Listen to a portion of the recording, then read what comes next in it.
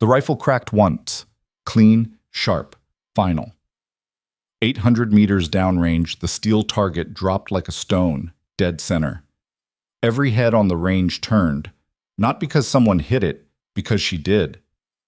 Elena Carter lowered the weapon slowly, her hands steady as surgical steel. Around her, 20 combat-trained soldiers stood frozen, mouths half open, disbelief thick in the air like smoke. 2 seconds ago, she was the nurse they made fun of in the mess hall, the soft one who couldn't hack it, the woman Captain Briggs called Clinic Girl every chance he got. Now she'd just made a shot most of them would miss on their best day. The wind hadn't even settled yet, and already the questions were starting, silent, dangerous, creeping across faces like cracks in ice. Before we go further, I need you with me on this. Hit that subscribe button, drop a like, and tell me in the comments what city you're watching from. I want to see how far this story travels. Because what happens next? You won't believe it. Ironvale Training Base sat like a scar in the desert. Low buildings, dust everywhere, heat that made your lungs burn by noon. It wasn't the kind of place people dreamed about. It was the kind of place you earned your way out of or got stuck in until you forgot why you came. Elena had been there 6 months. 6 months of cleaning wounds, stocking supplies, and pretending she didn't hear the jokes. 6 months of being invisible in a world that only respected volume and violence. The medical bay smelled like antiseptic and stale coffee. She'd memorized every crack in the linoleum floor, every stain on the ceiling tiles. This was her territory now, small, quiet, forgettable. Exactly what she wanted. "Hey, Carter!" Sergeant Dawson's voice cut across the room. Too loud, too casual. He filled the doorway with his bulk, grinning like he'd just told the world's funniest joke. "Got another bleeder in the East Quad. Probably gonna need your gentle touch." She didn't look up from the inventory sheet. Her pen kept moving, counting bandages that didn't need counting. "I'll be there in 5. Take your time, sweetheart. Not like lives depend on it or anything." Laughter rippled through the hallway behind him. 3, maybe 4 voices. She recognized them all. Jenkins, Torres, probably that new kid Morrison trying to fit in. She kept counting. Dawson lingered in the doorway another few seconds, waiting for a reaction.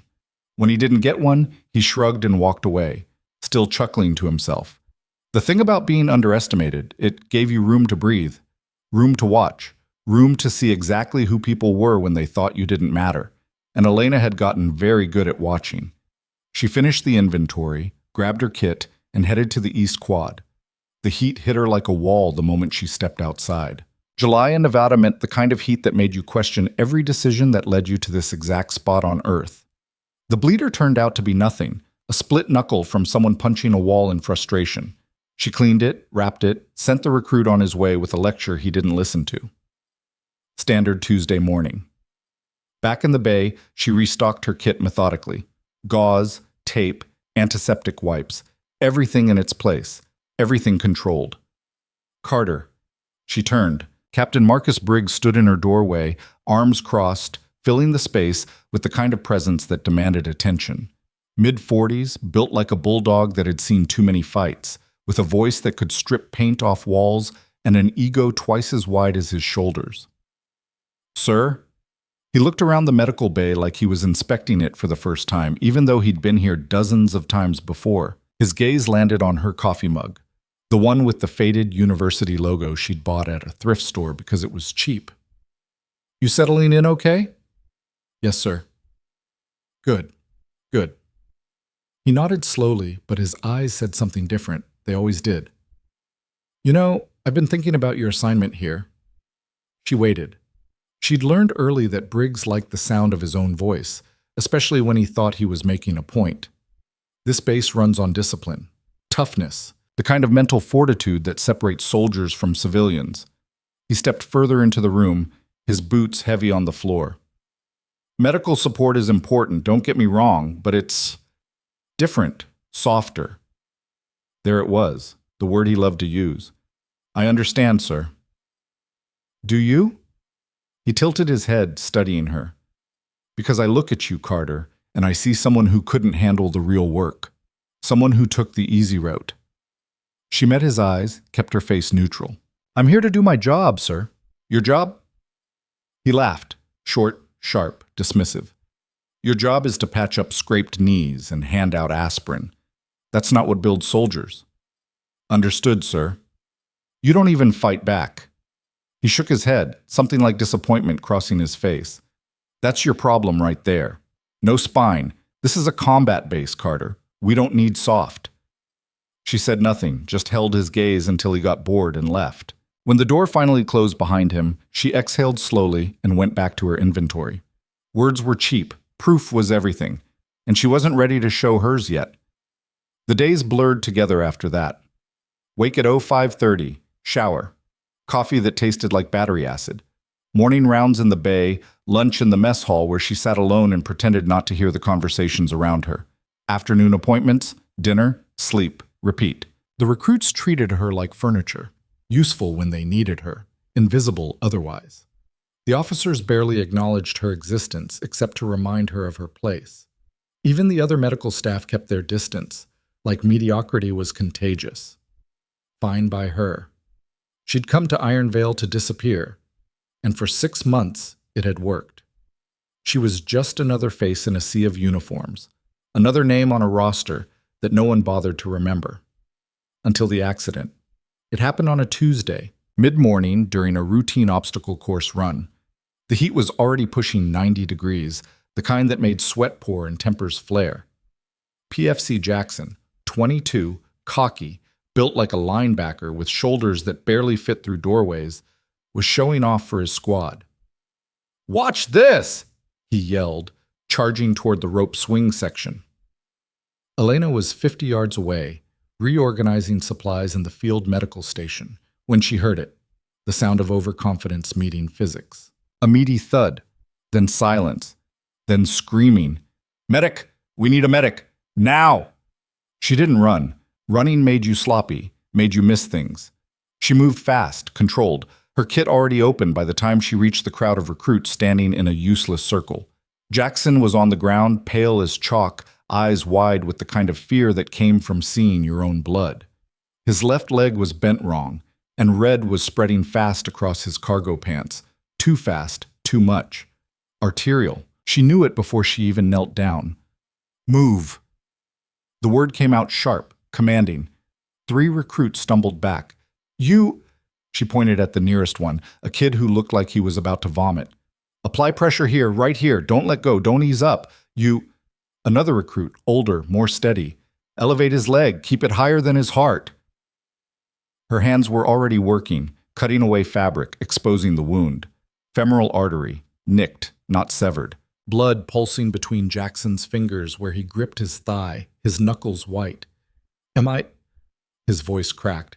"Am I gonna—" "You're fine. Look at me." She caught his eyes, held them. "Stay with me, Jackson. Keep your eyes on mine." Her fingers found the wound, assessed it in seconds. The cut was jagged, deep, angled wrong. Training injury turned serious, fixable, but barely. The window was closing fast. She worked without thinking, muscle memory taking over. Tourniquet first. She pulled it from her kit, wrapped it high on his thigh, above the injury. Tightened it until Jackson gasped. "I know it hurts. Deal with it." Pressure dressing next.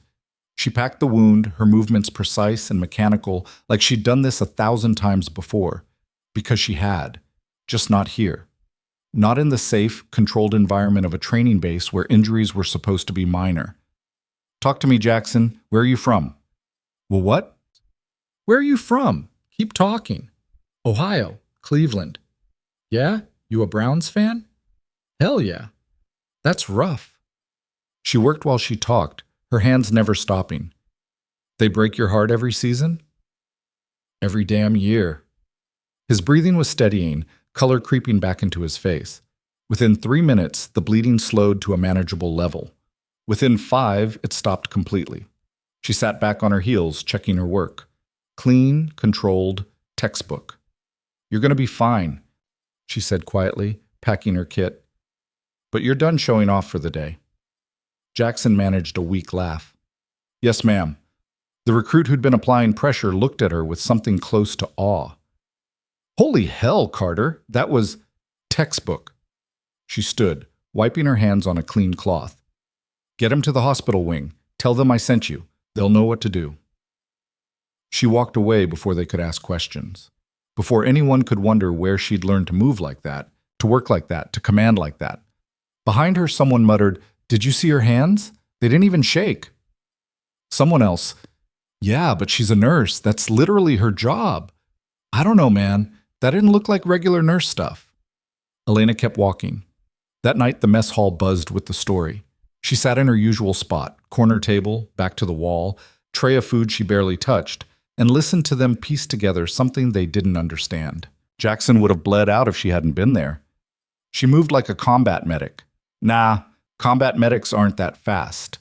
That was something else. Maybe she trained as one before she washed out? Elena ate her potatoes and said nothing. Let them wonder, let them talk. It didn't change anything, but Captain Briggs noticed. He found her the next morning before dawn, waiting outside the medical bay when she arrived for her shift. Arms crossed, jaw tight, eyes sharp with something that looked like suspicion. "Carter." She stopped, key still in her hand. "Sir?" "Heard you played hero yesterday?" "I did my job." "Your job." He stepped closer, lowering his voice even though they were alone. "Your job is to hand out Band-Aids and ice packs, not show up my combat medics with fancy trauma work."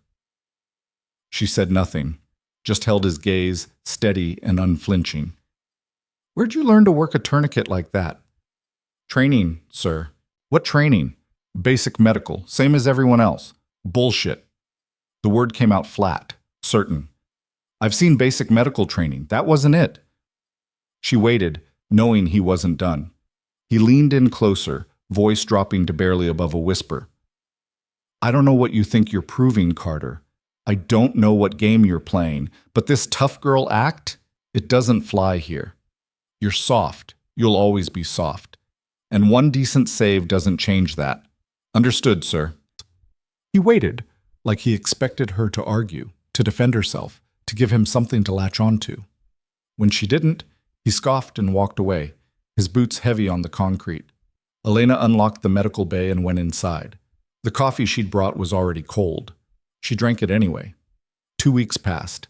The incident faded into base gossip, replaced by newer stories, fresher drama. Elena went back to being invisible, which suited her just fine. Then the mandatory marksmanship test was announced. Every person on base, combat personnel, logistics staff, medical personnel, even the kitchen crew, had to qualify annually. Standard protocol, non-negotiable. Elena had avoided it last cycle with a scheduling conflict that wasn't entirely accidental. This time, there was no way out. The notice went up on Friday. Testing started Monday. She had a weekend to prepare, which meant a weekend to dread. She hadn't touched a rifle in 2 years. Hadn't wanted to. The weight, the kick, the smell of gunpowder, all of it brought back things she'd worked hard to bury. But there was no getting around it. Miss the test, face disciplinary action. Fail the test, face questions about her qualifications. Pass the test. Well, that came with its own problems. She showed up Monday morning before dawn, hoping to beat the crowds and get it over with quickly. The range was empty except for one grizzled sergeant setting up targets. He looked like he'd been doing this job since before she was born. Weathered skin, gray stubble, eyes that had seen everything twice and weren't impressed by any of it. He glanced at her, mildly surprised. "You're early." "Wanted to beat the rush." "Smart." He gestured toward the rifle rack with his chin. "Standard M4, 50 meters, 5 rounds. Don't overthink it." She approached the rack slowly, scanning the weapons. They were all identical, mass-produced military standard. She picked one at random, checked the weight, the balance. Her hands remembered before her brain did. Safety check, magazine check, sight alignment. Muscle memory flooded back so fast it almost hurt. "You good?" the sergeant asked, watching her with more interest now. "Yeah." She raised the rifle, settling it against her shoulder. The weight felt wrong at first, too light, too new, too clean. She adjusted her stance, compensating for the difference. "Whenever you're ready." She took a breath, found her center. The world narrowed to the target downrange, everything else falling away. Exhale halfway. Hold, squeeze. The first shot punched through the center ring. Muscle memory. Nothing more. Second shot, same spot. Her heartbeat was too fast. She forced it to slow. Third shot, center mass. This was a mistake. She should have missed a few, should have shot like someone who barely qualified, someone forgettable. Fourth shot, dead center again. Too late now. Fifth shot, final round. She almost pulled it left on purpose, almost gave them something less than perfect, but her hands wouldn't let her. They remembered excellence, remembered precision, remembered when her life and a dozen others depended on shots just like these. Center ring, perfect grouping. She lowered the rifle slowly, ejected the magazine, cleared the chamber. The sergeant was staring at the target through his binoculars, then at her, then back at the target. You practice a lot? Not really. Right. He didn't sound convinced. He walked down range himself, examined the target up close, came back shaking his head. That's a perfect score. When's the last time you qualified? 2 years ago. Different base. What'd you shoot then? She met his eyes. Does it matter? He studied her for a long moment, then shrugged. I guess not. You're good to go, Carter. Next time maybe leave some pride for the rest of us. She returned the rifle to the rack and left before anyone else showed up. But the damage was already done. By 0800, when the first wave of recruits arrived for their qualification, the range sergeant was already telling the story. By lunch, half the base had heard. By dinner, everyone knew. Carter, the soft nurse who couldn't hack it, had just shot a perfect score. And that's when things started to unravel. Captain Briggs heard about it during lunch. He was in the officers' mess, halfway through a sandwich that tasted like cardboard, when Lieutenant Mills dropped into the seat across from him. You hear about Carter? Briggs didn't look up. What about her? Shot perfect at Qualls this morning. All 5 rounds, dead center. Sergeant Davies said it was the cleanest grouping he's seen all year. Briggs stopped chewing. Carter? Our Carter? Medical Bay Carter. Yeah. He set down his sandwich, appetite gone. That's impossible.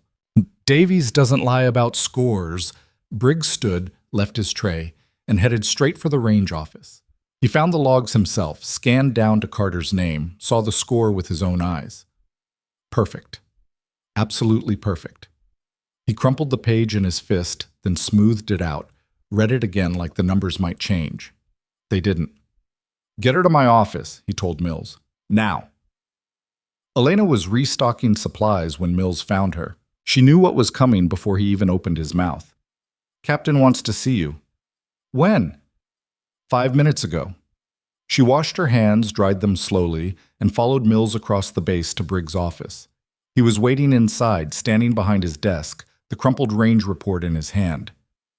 Close the door, he said without looking at her. Mills left. The door clicked shut. Briggs finally looked up, his expression somewhere between anger and confusion. You want to explain to me how a nurse who couldn't handle the field just outshot half my combat unit? I qualified, sir. That's all. That's all? His voice rose. That's all. You don't get scores like that from luck, Carter. You don't get perfect groupings by accident. Where'd you train? Basic, like everyone else. Bullshit. He slammed the report on his desk. Basic doesn't produce shooters like this. I've been in this military for 23 years. I know what basic training looks like, and this isn't it. She said nothing. Her hands were clasped behind her back, her posture neutral, her face giving away nothing. He came around the desk, got close enough that she could smell the coffee on his breath. You're hiding something. I can feel it, and I'm going to find out what. I'm not hiding anything, sir. Then why do I feel like you're lying to my face? I couldn't say, sir. The silence stretched between them, tight and dangerous. Briggs was breathing hard through his nose, his jaw working like he was chewing through his own frustration. Finally, he stepped back. You think you're clever, you think you're special, but you're not. You're just another burnout who couldn't cut it and ran to the easy job. And one lucky test doesn't change that. Understood, sir. Get out. She left without a word, closing the door quietly behind her. But the damage was done. The questions wouldn't stop now. And deep down, Elena knew it. The fragile anonymity she'd built over 6 months was starting to crack, and she had no idea how to stop it. That night, she sat alone in her barracks, staring at the small locker beside her bunk. She hadn't opened it in months. Hadn't wanted to. But now her hands moved on their own, working the combination, pulling open the metal door. At the bottom, beneath civilian clothes and forgotten paperbacks, was a small velvet bag. She pulled it out, felt the weight of it in her palm. Old dog tags. Not hers. Not the ones she'd been issued at basic. These were different, worn, scratched. The metal was dull, the chain frayed. She hadn't touched them in 2 years, hadn't wanted to. But now, holding them in her palm, she felt the weight of everything she'd left behind. The missions, the blood, the choices that still woke her up at night, gasping, her sheets soaked with sweat. She'd come to Iron Vale to disappear, to be small, to be invisible, to forget. Maybe that was never going to work. She put the tags back, closed the locker, and lay down on her bunk. Sleep didn't come easy. It never did. The next 2 days were tense. Briggs watched her like a hawk, looking for mistakes, inconsistencies, anything he could use to prove his suspicions. The other officers followed his lead, their conversation stopping when she walked by, their eyes tracking her movements. The recruits were different. They'd started looking at her with something new, not quite respect, but not dismissal either. Curiosity, maybe. Uncertainty. "Hey, Carter," one of them said during a routine checkup. "That score you shot, that for real? It's in the system." "Yeah, but like, how? You don't even carry a weapon." "Don't need to." "But you could, if you wanted." She finished wrapping his sprained wrist in silence, then met his eyes. "Your wrist is fine. Ice it tonight. Next question?" He left without asking another one. Thursday afternoon, 3 days after the test, Elena was in the supply closet when she heard raised voices in the hallway. "I'm telling you, something's off about her." "Briggs." She recognized his voice immediately. "You're obsessing, Marcus." Another voice. Colonel Hayes, the base commander. Older, calmer, the kind of voice that had authority without needing to shout.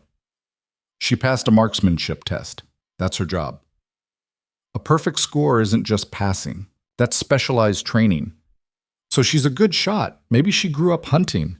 Look at her record. It's too clean. No details, no background, nothing before she showed up here 6 months ago. Her file cleared security. That's enough. Is it? A pause. Elena pressed closer to the door, listening. "What are you really worried about?" Hayes asked. "I don't trust her." "You don't like being wrong about her. There's a difference." Footsteps, moving away. The conversation faded. Elena exhaled slowly, leaning against the shelves. Hayes was right. Briggs didn't like being wrong, and he wouldn't let this go. She needed to be more careful.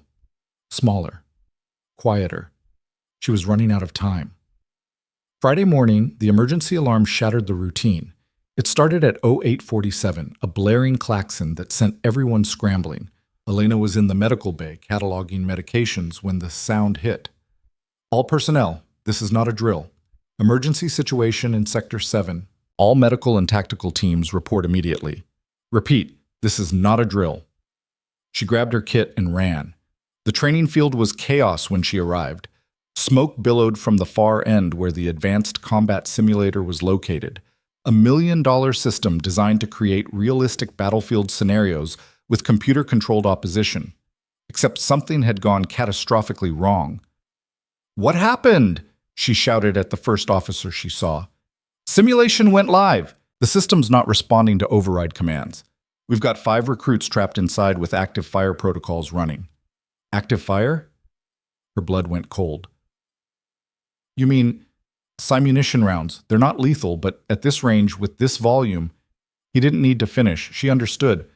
Simunition, marking rounds designed to sting, to teach, to simulate danger. But in overwhelming numbers at close range, they could cause serious injury. Broken bones, internal bleeding, trauma. Where's tactical? Mobilizing. But the system's got automated defenses. Every time we try to approach, it targets us. It's treating everyone as hostile. Elena scanned the field. Through the smoke, she could see the simulator building, a concrete structure designed to mimic urban combat environments. Inside, 5 recruits were pinned down, and a malfunctioning AI was hunting them with weapons that could hurt them badly. How long until override? Tech team says 15 minutes minimum. They don't have 15 minutes. An automated turret swiveled near the building entrance, tracking movement. She watched it scan, lock, fire. 3 simunition rounds hit the ground where someone had tried to advance. The person scrambled back behind cover. This was bad. This was very bad. Carter, I need you on standby for casualties. As soon as we extract those recruits, I see them. Her voice was distant, calculating.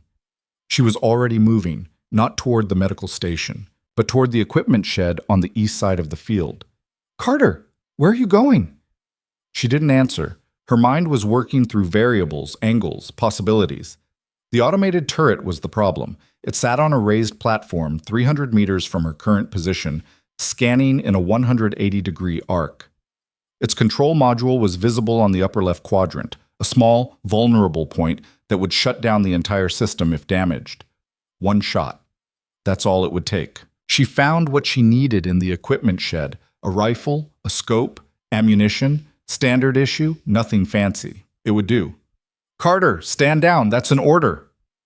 She recognized the voice. Lieutenant Mills, probably trying to be helpful. She ignored him and headed for the observation tower on the west side of the field. Someone stop her. No one did. They were too focused on the crisis, too scattered, too uncertain. The tower ladder was old, rusted, shaky under her weight. She climbed it anyway, the rifle slung across her back, her kit banging against her hip. At the top, she dropped into a prone position on the platform, assembling the shot in her mind. Distance, 300 meters. Wind, southwest, maybe 8 miles per hour based on the smoke drift. Target, control module, upper left quadrant, roughly 4 inches square. This was insane. She was insane for even considering it. But those recruits were running out of time, and no one else was taking the shot. She settled the rifle against her shoulder, adjusted for wind, for distance, for the slight elevation difference. The scope brought the target into sharp focus, a small black box with blinking lights, barely visible against the turret housing. 4 inches, at 300 meters. With equipment she hadn't zeroed herself. She'd made harder shots. In worse conditions. With more at stake. But that was a long time ago, in a life she'd left behind. In a war she'd promised herself she was done fighting. Her hands were steady, her breathing was controlled. But inside, something was screaming at her to stop, to put the rifle down, to stay invisible. Down below, someone was shouting into a radio. "We need that override now! Those kids are getting hammered in there!" Through the scope, she could see movement in the simulator building. One of the recruits, young, terrified, was bleeding from a head wound. Simunition round at close range. He needed help. They all did. Elena closed her eyes, took 3 slow breaths, opened them. The world narrowed to a single point. Everything else, the shouting, the smoke, the fear, fell away. In through the nose, out through the mouth, heartbeat slowing, 70 beats per minute, 60, 50, 1 shot. Don't miss. She exhaled halfway, held it. Her finger found the trigger, squeezed, smooth, steady. The rifle cracked.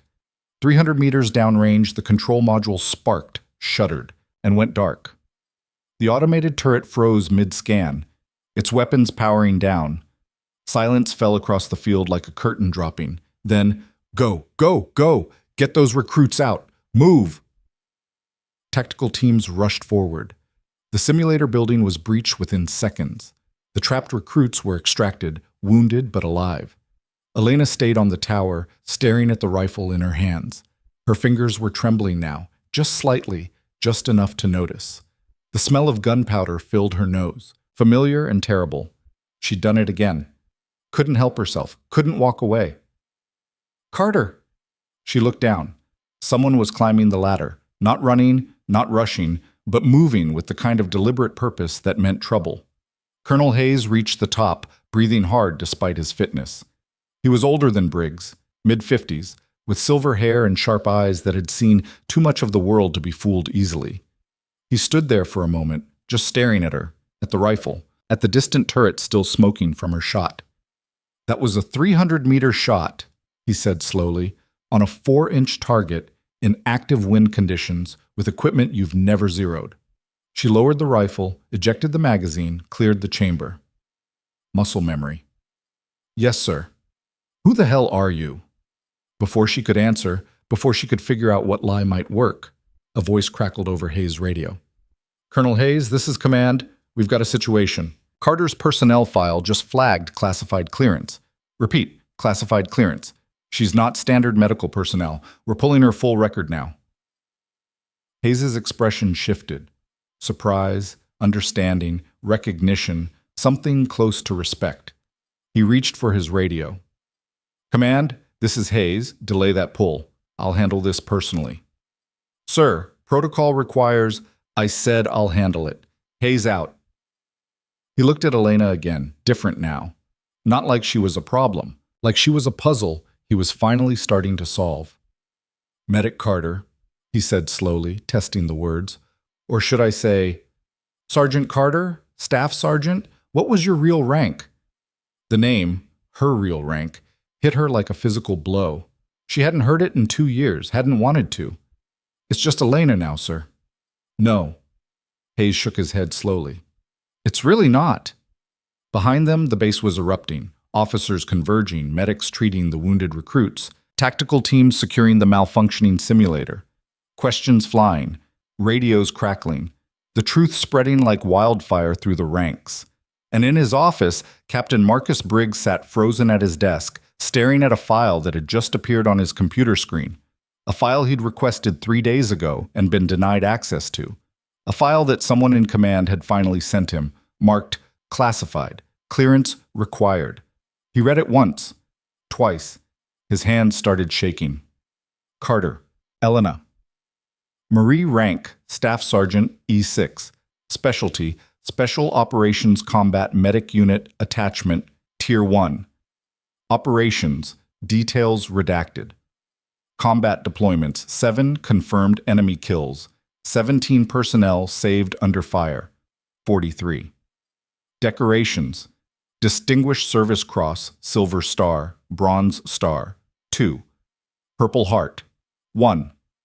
Discharge, Status, Honorable, Discharge. Reason, redacted, classified. He scrolled down looking for more details, but most of the file was blacked out. Entire sections redacted, entire deployments erased from official record. What he could see was enough.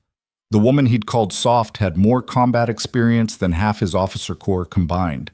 The woman he'd dismissed as a failed medic had saved more lives and taken more enemy fire than most soldiers would see in their entire careers. And he'd mocked her, humiliated her, pushed her around like she was nothing. His stomach turned to ice. By sunset, the entire base knew. Word spread like lightning through the barracks, the mess hall, every corner where soldiers gathered and talked. The nurse they'd dismissed, the woman they'd mocked, the person they'd treated like furniture. She wasn't running from weakness. She was running from a war she'd already won. Elena sat in Colonel Hayes' office as the sun went down, painting the desert sky in shades of orange and red. He'd asked her to come willingly, and she had, because there was no point running anymore. The file was open on his desk between them. He'd read it 3 times. Now he was looking at her, trying to reconcile the quiet woman in front of him with the soldier described in those pages. 7 deployments, he said quietly. Most of them black ops. Classified missions we'll never hear about. She said nothing. 17 kills, all confirmed, all justified. He paused. 43 saves, under fire, in situations where most medics would have frozen. Still nothing. And you're here. Why? Why Iron Veil? Why waste your skills on basic training injuries? She finally looked at him. Because I was tired. Of what? Everything. The word came out hollow. The missions, the choices, the weight. Hayes leaned back in his chair, studying her. What happened on your last deployment, the one that got you discharged? It's redacted. I can see that. I'm asking anyway. Elena was quiet for a long moment. Outside, she could hear the base winding down, vehicles moving, voices calling, the everyday sounds of a military installation at dusk. Finally, she spoke. We lost someone important, and I made a call, the right call tactically, but it cost us. Cost you what? Everything I believed about who I was. She met his eyes. I came here to be small, to be invisible, to forget. And now? Now everyone knows. Hayes nodded slowly. Yes, they do. He closed the file, set it aside. The question is, what do we do about it? I don't want reinstatement. I don't want a promotion. I don't want any of it. I understand. But that shot today, those recruits would be in critical condition right now if you hadn't taken it. You saved lives, Elena. That matters. I know. So what do you want? She thought about it, really thought about it, for the first time in 2 years. I want to do my job, just my job. No spotlight, no questions, no hero worship. Hayes smiled just slightly. I think that ship has sailed. He was right. She could feel it already. The shift, the change, the way people would look at her differently now. The questions that would come, the expectations. There's someone you need to talk to, Hayes said, standing. Wait here. He left the office. She sat alone, watching the sun disappear below the horizon. 5 minutes later, the door opened. Captain Briggs walked in. He looked like he'd aged 10 years in the last few hours. His uniform was wrinkled, his face pale, his hands clenched at his sides. He stood in front of her, opened his mouth, closed it. Tried again. His voice cracked. I owe you an apology. Elena said nothing. I was wrong. About you. About everything. He swallowed hard. I treated you like you were nothing. Like you were weak. And you're... He gestured helplessly at the file on Hayes' desk. You're not. No, she said quietly. I'm not. I'm sorry. The words hung in the air. She could tell they cost him something. Pride, maybe, or the image he had of himself as someone who was always right. Okay, she said finally. That's it? Just okay? What else do you want? Forgiveness? Absolution? She stood, meeting his eyes. You were cruel because you could be, because I let you. That's on both of us. No, it's on me. Fine, it's on you. She moved toward the door. But it's done now. Over. Colonel Hayes is recommending disciplinary action against me. She stopped, turned. Why? Abuse of authority, creating a hostile work environment. He's right. Elena studied him for a moment. He looked broken, defeated. Part of her, the part that had endured 6 months of his casual cruelty, wanted to let him fall. But a larger part, the part that had dragged wounded soldiers out of firefights and held dying hands in the dark, knew that revenge was empty. Tell Hayes to drop it, she said. Briggs blinked. What? Tell him to drop the disciplinary action. You were an ass. You know it, I know it. That's punishment enough. Elena, don't. She cut him off. Don't make this into something it's not. I'm not being generous. I'm being practical. This base doesn't need more drama, and I don't need you as a martyr. She left before he could respond, closing the door quietly behind her. Outside, the night air was cool, almost cold after the heat of the day. She walked slowly back toward her barracks, her mind spinning. Everything had changed in less than 12 hours. The anonymity she'd built, the quiet life she'd carved out, gone. Shattered by one shot, one moment of instinct she couldn't suppress. She'd wanted to disappear. Instead, she'd been found. And now, walking alone across the dark base, Elena Carter realized something she'd been avoiding for 2 years. You can leave the battlefield, but the battlefield never really leaves you. It lives in your hands, in your instincts, in the choices you make when everything falls apart. She wasn't running anymore. Couldn't run anymore. The question was, what came next? Behind her in the distance, she heard voices. Recruits talking, laughing, the easy camaraderie of people who'd never seen real combat. One of them mentioned her name. Another laughed, not mocking this time, but impressed. Did you see that shot? 300 meters, 1 round, done. I heard she used to run missions we'll never hear about. Think she'd teach us? Elena kept walking, a small smile touching her lips. Maybe. Maybe not. But for the first time in 2 years, she wasn't afraid of the answer. The next morning started differently. Elena woke to sunlight streaming through her barracks window, and voices outside. Not the usual rough banter of recruits, but something quieter, more cautious. She checked her watch. 5:45. 15 minutes before her alarm. She dressed quickly, grabbed her kit, and stepped outside. 3 recruits stood near her door. When they saw her, they straightened, uncertain whether to salute or scatter.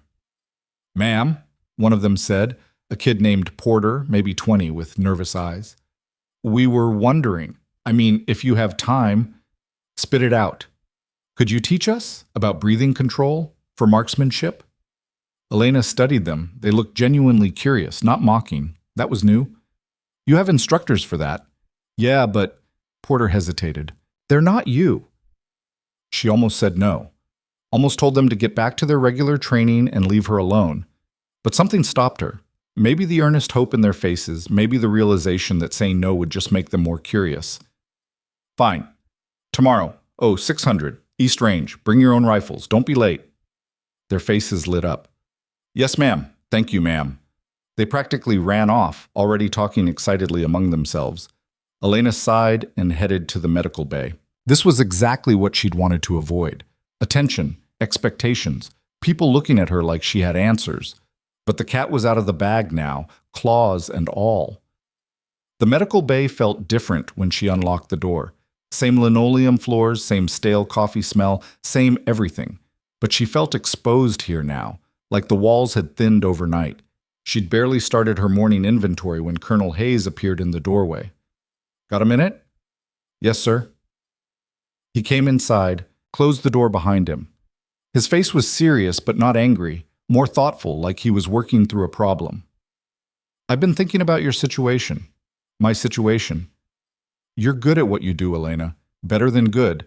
But this base isn't equipped to handle someone with your skill set properly." Her stomach tightened. "Are you reassigning me?" "No, I'm asking what you want." He leaned against the counter. "You could request a transfer, go back to active special operations. They'd take you in a heartbeat." "I don't want that." "I know, but I need to hear why." Elena set down the clipboard she'd been holding. "Because I'm done with that life. Done with the missions, the secrecy, the choices that keep you up at night. I came here to be normal. And how's that working out?" She almost laughed. "Not great." Hayes nodded slowly. "Here's the thing. You can't be invisible anymore. That's over. So you've got 2 options. Fight it and make yourself miserable, or accept it and figure out how to use it." "Use it how?" "Train them." He gestured vaguely toward the base beyond the walls. "These recruits, they're green, undertrained, overconfident. Half of them won't survive their first real deployment if someone doesn't teach them better. You could do that. I'm medical personnel, not an instructor. You're whatever I say you are, and right now I'm saying you could save a lot of lives by sharing what you know." Elena was quiet for a long moment. Outside, she heard the morning roll call starting, voices shouting names and numbers. "I'll think about it," she said finally. "That's all I'm asking." Hayes moved toward the door, then paused. "By the way, Captain Briggs submitted a formal apology this morning and a request to be reassigned." "He what?" "Says he can't work effectively here anymore. Not after, everything." Hayes studied her face. "You didn't have to defend him last night. Most people wouldn't have." "I didn't do it for him." "I know, but it matters anyway." He opened the door. "Think about my offer. We need people like you, Elena. People who know the cost and still choose to teach." He left before she could respond. The morning appointments were routine. Twisted ankle, mild dehydration, one case of what was probably the flu. But every person who came through looked at her differently now, some with respect, some with curiosity, a few with something like awe. It made her skin crawl. By lunch, she'd had enough. She grabbed a protein bar from her desk and headed outside, looking for somewhere quiet. She found it near the perimeter fence in the shadow of an old equipment shed, sat down on a concrete barrier, and unwrapped her food. "Mind if I join you?" She looked up. Lieutenant Mills stood there, hands in his pockets, looking uncomfortable. "Free country." He sat down a few feet away, leaving space between them. For a minute, neither of them spoke. "I owe you an apology," Mills said finally. "I should have stopped Briggs from pushing you around." Should have said something. Why didn't you? Because I'm a coward. He said it matter-of-factly, without self-pity. I saw what was happening, knew it was wrong. But Briggs was my superior, and I didn't want to make waves. Elena took a bite of her protein bar. It tasted like cardboard. You're telling me this why? Because I want to be better. And I figure if anyone knows about second chances, it's you. She studied him.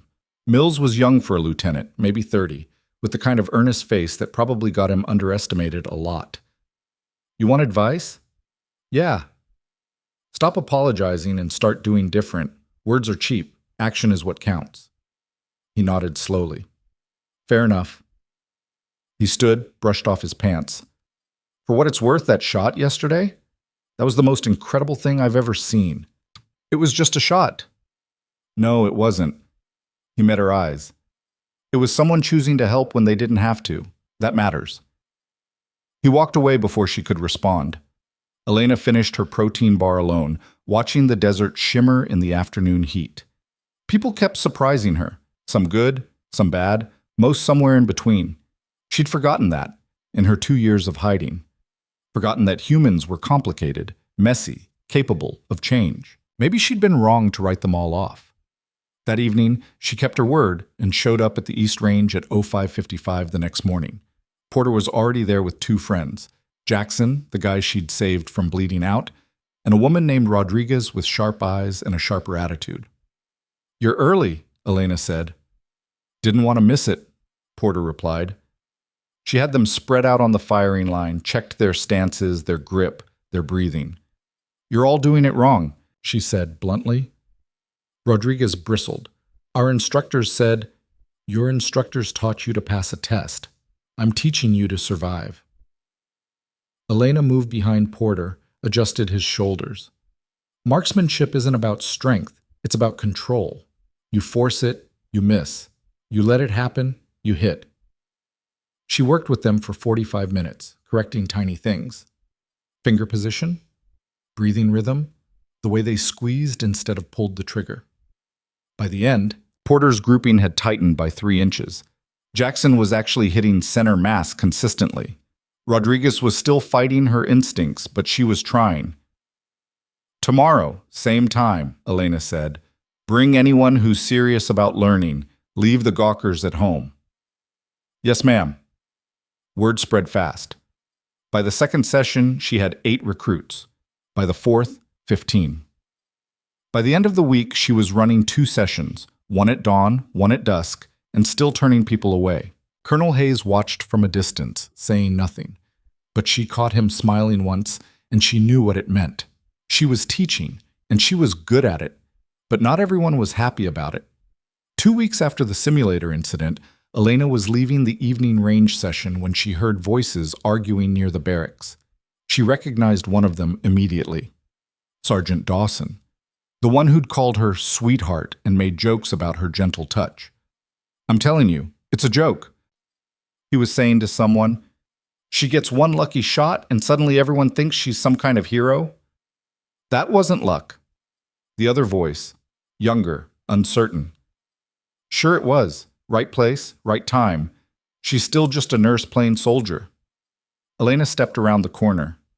Something you want to say to my face, Dawson? He spun, surprised.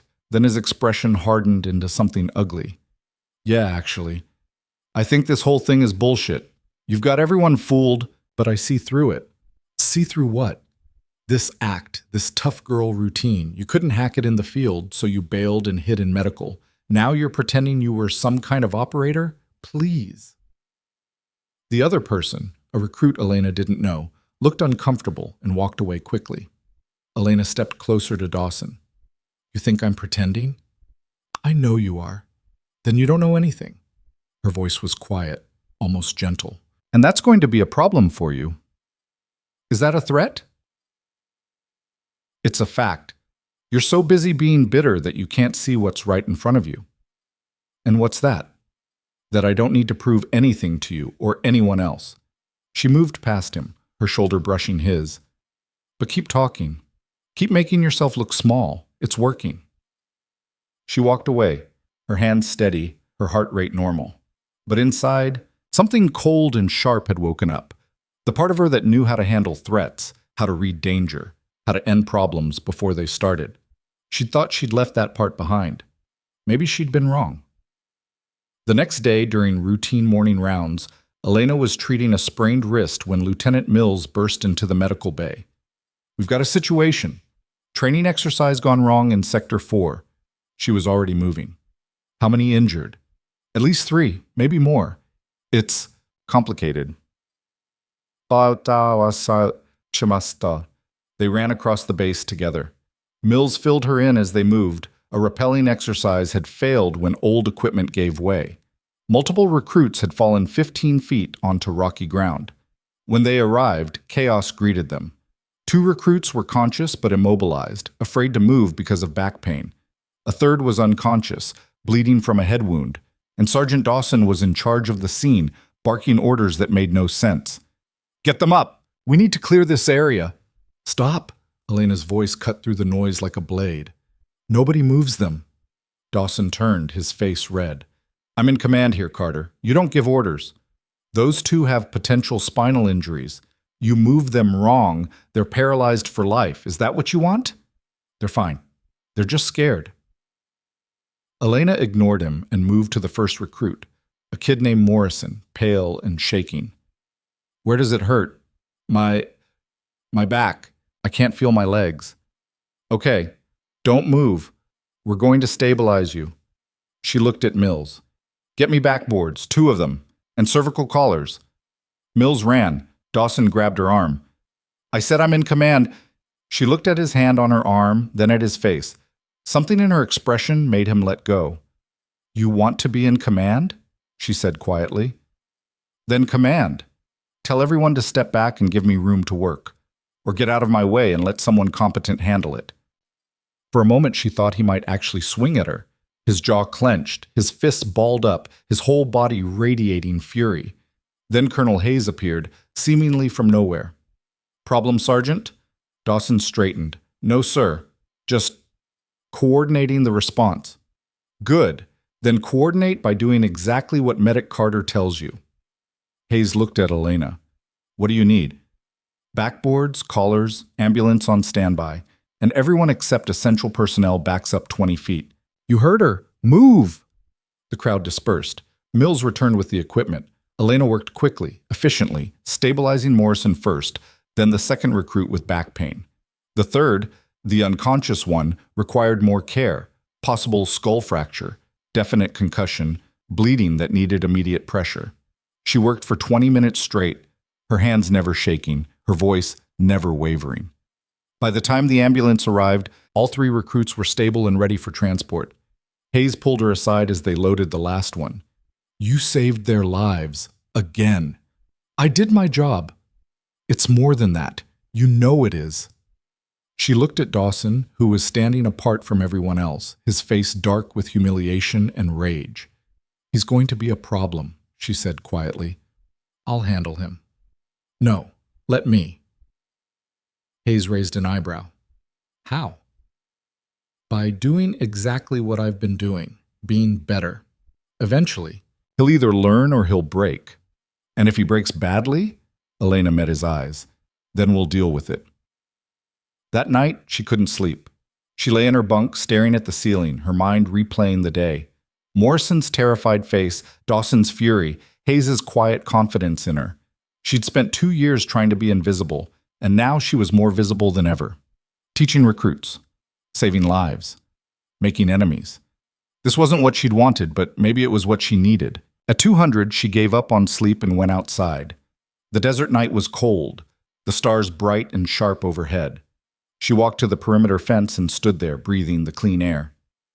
Couldn't sleep either. She turned. Rodriguez stood a few feet away, also in civilian clothes, hands in her pockets. "Guess not."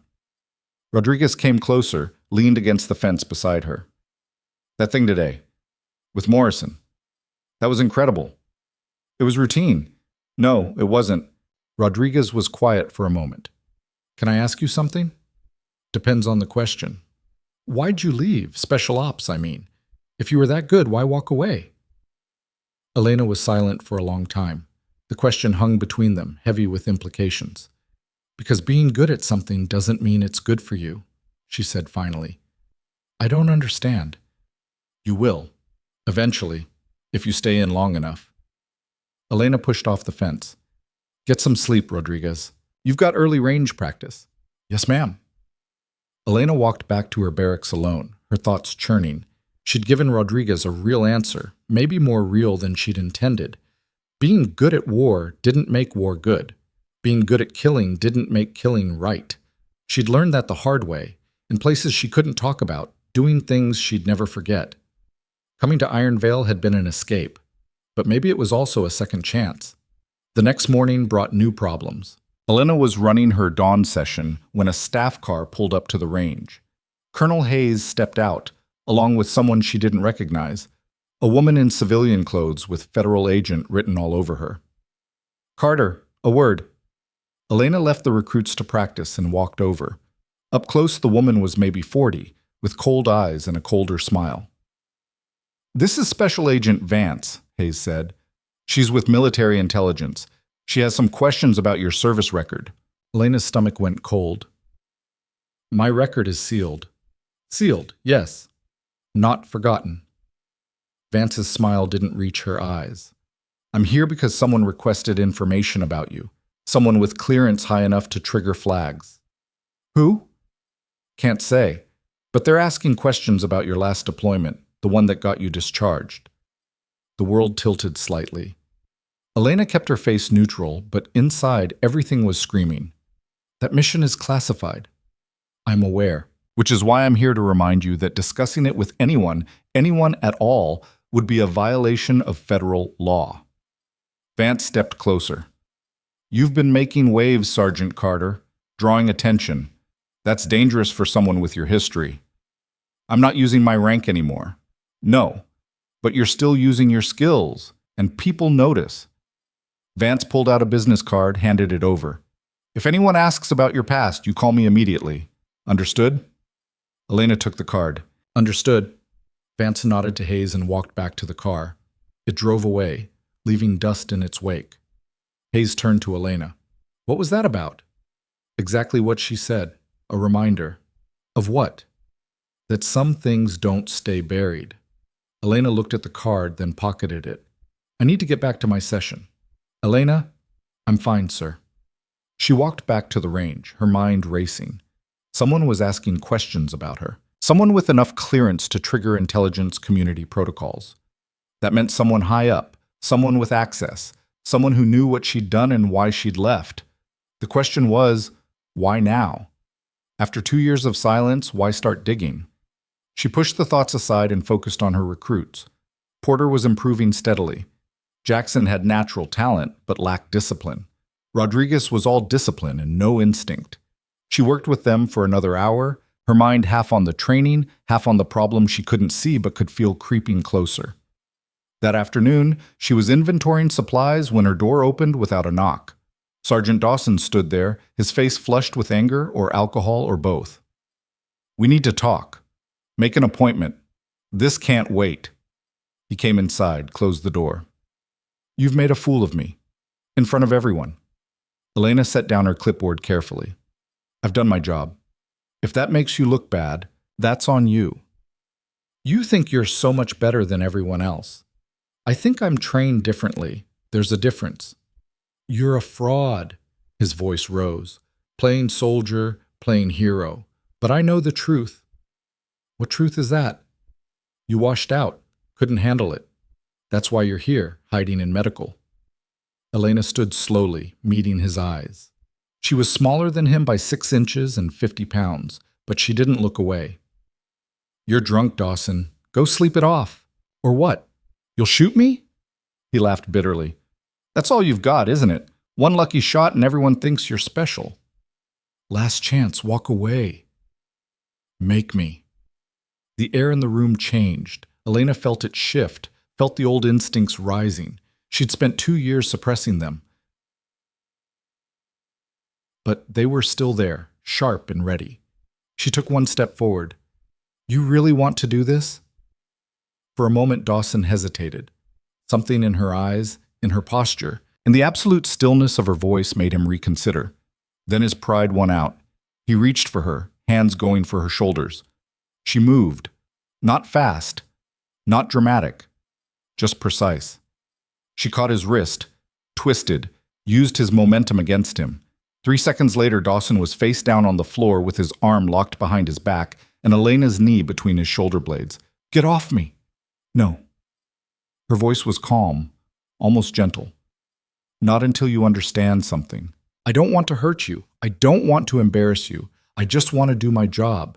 But if you force my hand, I will end this, permanently. Do you understand?" "You're insane." She applied slightly more pressure to his locked arm. Not enough to injure, just enough to make the point. "Do you understand?" "Yes, yes, damn it."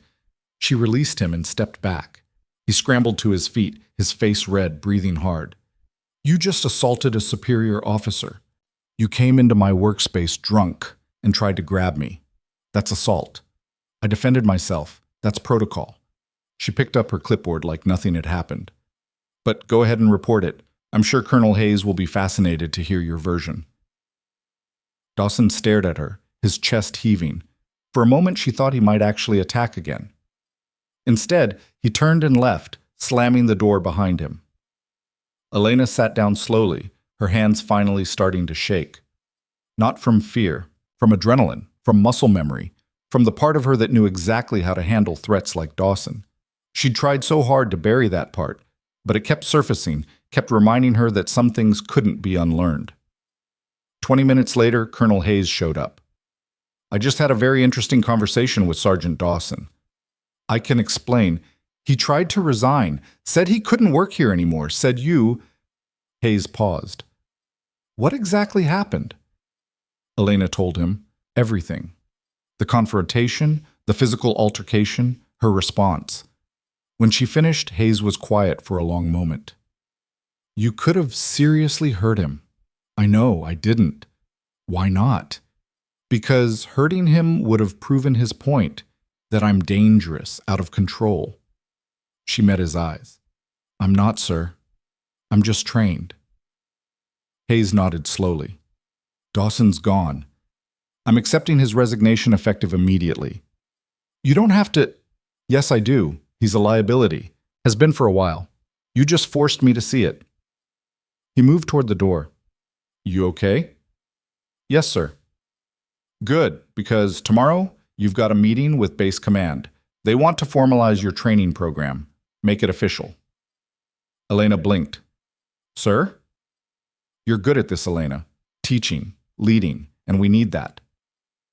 He smiled slightly. "Consider it a promotion, without the rank." He left before she could argue. Elena sat alone in the medical bay as the sun set, her mind spinning. Everything was changing so fast. Too fast. The quiet life she'd wanted was slipping further away with every day. And somewhere out there, someone was asking questions about her past. Questions that could unravel everything. She pulled out the business card Vance had given her, stared at it. Then her phone buzzed. Unknown number. She almost didn't answer. "Carter. Sergeant Carter." The voice was male, cultured, unfamiliar. "We need to talk about Kandahar." Her blood turned to ice. Kandahar. The mission. The one that had ended everything. "Who is this?" "Someone who knows what really happened, and someone who needs your help." "I'm not interested." "You will be. Tomorrow, 1400 hours, the old water tower on the north side. Come alone." The line went dead. Elena sat in the gathering darkness, the phone still pressed to her ear, her heart pounding. Kandahar. After 2 years of silence, someone knew, someone remembered, and they wanted something from her. She didn't sleep that night. Couldn't. The voice on the phone kept echoing in her head, calm, certain, dangerous. Someone who knew about Kandahar. Someone who wanted something. Elena sat on her bunk until 400, then gave up and went for a run. The desert air was cold and sharp, burning her lungs with each breath. She pushed harder, faster, trying to outrun thoughts that had teeth. Kandahar. The word alone opened doors she'd welded shut. By 0600, she was showering, By 0630, dressed and functional. By 700, she was at the medical bay, going through the motions of inventory like it mattered. Rodriguez showed up at 800 for early consultation about a persistent shoulder pain. "You look terrible, Chase," Rodriguez said bluntly. "Didn't sleep." "Why not?" Elena pressed on Rodriguez's shoulder, testing range of motion. "Rotator cuff inflammation. Ice it twice daily. Anti-inflammatories. No heavy lifting for a week." That wasn't an answer. "It's the only one you're getting." Elena made notes on her chart. "You're cleared for light duty." "Next?" Rodriguez left, but not before giving her a look that said they'd talk later. The morning crawled by. Every minute felt like 10. Elena kept checking the clock. 1000, 10:30, 1100. The meeting was at 1400. She had hours to kill and no idea what she was walking into. At 1200, she forced herself to eat lunch. Sandwich that tasted like cardboard. Coffee that sat in her stomach like acid. Colonel Hayes found her at 12:30. "Command meeting's been moved up to 1500. That work for you?" Her mind raced. The water tower meeting was at 1400. She'd have an hour, maybe less. "Yes, sir." "Good. They want to discuss formalizing your training role.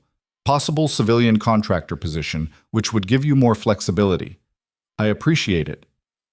Hayes studied her. "You sure you're okay? You seem off." "I'm fine, sir. Just tired." He didn't look convinced, but he nodded and left. Elena sat alone in the medical bay, staring at nothing. She had a choice to make. Ignore the call, pretend it never happened, show up to the command meeting and let her past stay buried. Or go to the water tower and find out what ghosts had followed her home. At 1345, she locked the medical bay and headed north. The old water tower sat at the edge of base property, a rusted monument to infrastructure no one maintained anymore. The area was technically restricted, unstable ground, old equipment, liability issues. No one came here except kids looking for a place to smoke. Elena approached slowly, scanning the area. No vehicles, no obvious surveillance, just heat shimmer and silence. She rounded the tower base and stopped. A man stood in the shadow, lean and weathered, maybe 50, with the kind of face that had seen too much sun and too much war. He wore civilian clothes but stood like military, weight balanced, hands loose, eyes constantly moving. "Sergeant Carter, thank you for coming. I'm not a sergeant anymore. Once special operations, always special operations." He stepped forward into the light. "My name's Marcus Webb, former Delta, currently freelance." "Freelance what?" "Solutions for people with complicated problems." Elena's hand moved instinctively toward her hip, where a sidearm would have been if she still carried one. "What do you want?" "To talk about Kandahar, about what really happened." "That mission is classified." "I know. I was there." Webb let that sink in. "Different unit, same operation. I saw what went down." Elena's blood ran cold. "You're lying." "Team leader was Captain Sullivan. Your unit was tasked with extracting a high-value target from a compound in the Jari district. The target was supposed to be alone. He wasn't." Webb's eyes were steady, unflinching. "You made a call. A hard one. People died because of it. Stop. You don't want to hear this? I don't need to hear it. I was there. I know what happened." "Do you?" Webb moved closer. "Because the official report says equipment failure, communication breakdown, acts of chance. But you and I both know that's not true." Elena's hands were shaking now. She clenched them into fists. "If you were there, you know it was classified for a reason. Talking about it is a federal crime. Only if someone reports it. And I'm not here to report you, Elena. I'm here to warn you." "About what?" "Someone's reopening the investigation. Someone with authority and a grudge. They're going through your record, looking for inconsistencies, building a case." "A case for what?" "Negligence, dereliction of duty, maybe worse." Webb pulled out a folder, handed it to her. "These are preliminary findings from the investigator. They think you made a bad call that got people killed. They want to court-martial you retroactively." Elena opened the folder with numb fingers. Inside were pages of documents, incident reports, witness statements, photos of the compound. and at the bottom, a name she recognized. Colonel Richard Voss, her former commanding officer. The man who'd signed off on her honorable discharge. Voss is pushing this? He's got political ambitions. Senate run next year. Clean military record, decorated officer, all that. But his record has a stain, the Kandahar mission. If he can pin the failure on you, make you the scapegoat, it clears his name. That's insane. That's politics. Webb took the folder back. He's got friends in military intelligence. That's why the agent visited you yesterday. They're building the groundwork. Elena's mind spun. Everything made sense now. The questions, the warnings, the sudden interest in her past. What do you want from me? Nothing. I'm just giving you a heads up. You helped save my life in Kandahar, even if you didn't know it. I was part of the backup unit that extracted you after everything went to hell. I owe you. Consider this payback. Why should I trust you? Webb smiled, but there was no warmth in it. You shouldn't, but you also don't have a choice. Voss is coming for you, and when he does, you're going to need allies. He turned to leave, then paused. One more thing. The target you extracted? He wasn't who they said he was. The whole operation was built on bad intelligence. You didn't fail, Elena. The mission was doomed from the start. How do you know that? Because I've spent 2 years digging into it, and what I found... He shook his head. Let's just say there are people who don't want the truth coming out. Be careful who you trust. He walked away, disappearing into the desert heat. Elena stood alone by the water tower, her world tilting. For 2 years, she'd blamed herself for Kandahar, for the deaths, for the failure. She'd carried that weight like penance. Now, someone was telling her it wasn't her fault, but they were also telling her she was about to be destroyed for it anyway. She checked her watch. 14:25. She had 35 minutes to get to the command meeting. She ran. Colonel Hayes was already in the conference room when she arrived, slightly out of breath, her uniform dusty from the sprint across base. You're late. Sorry, sir. Lost track of time. He gave her a look that said he didn't believe her but wasn't going to push. Have a seat. Command's running behind anyway. She sat, trying to calm her racing heart. The folder Webb had shown her was burned into her memory. Photos of the compound, the target, the bodies. The door opened. 3 officers filed in. 2 she didn't recognize and 1 she did. Special Agent Vance, the intelligence officer from yesterday. Elena's stomach dropped. This is a security review, Vance said without preamble, taking a seat across from Elena. Standard procedure for personnel with classified backgrounds who've recently drawn public attention. Hayes frowned. I was told this was about formalizing Carter's training program. That too. But first we need to address some concerns. Vance opened a tablet, scrolled through something.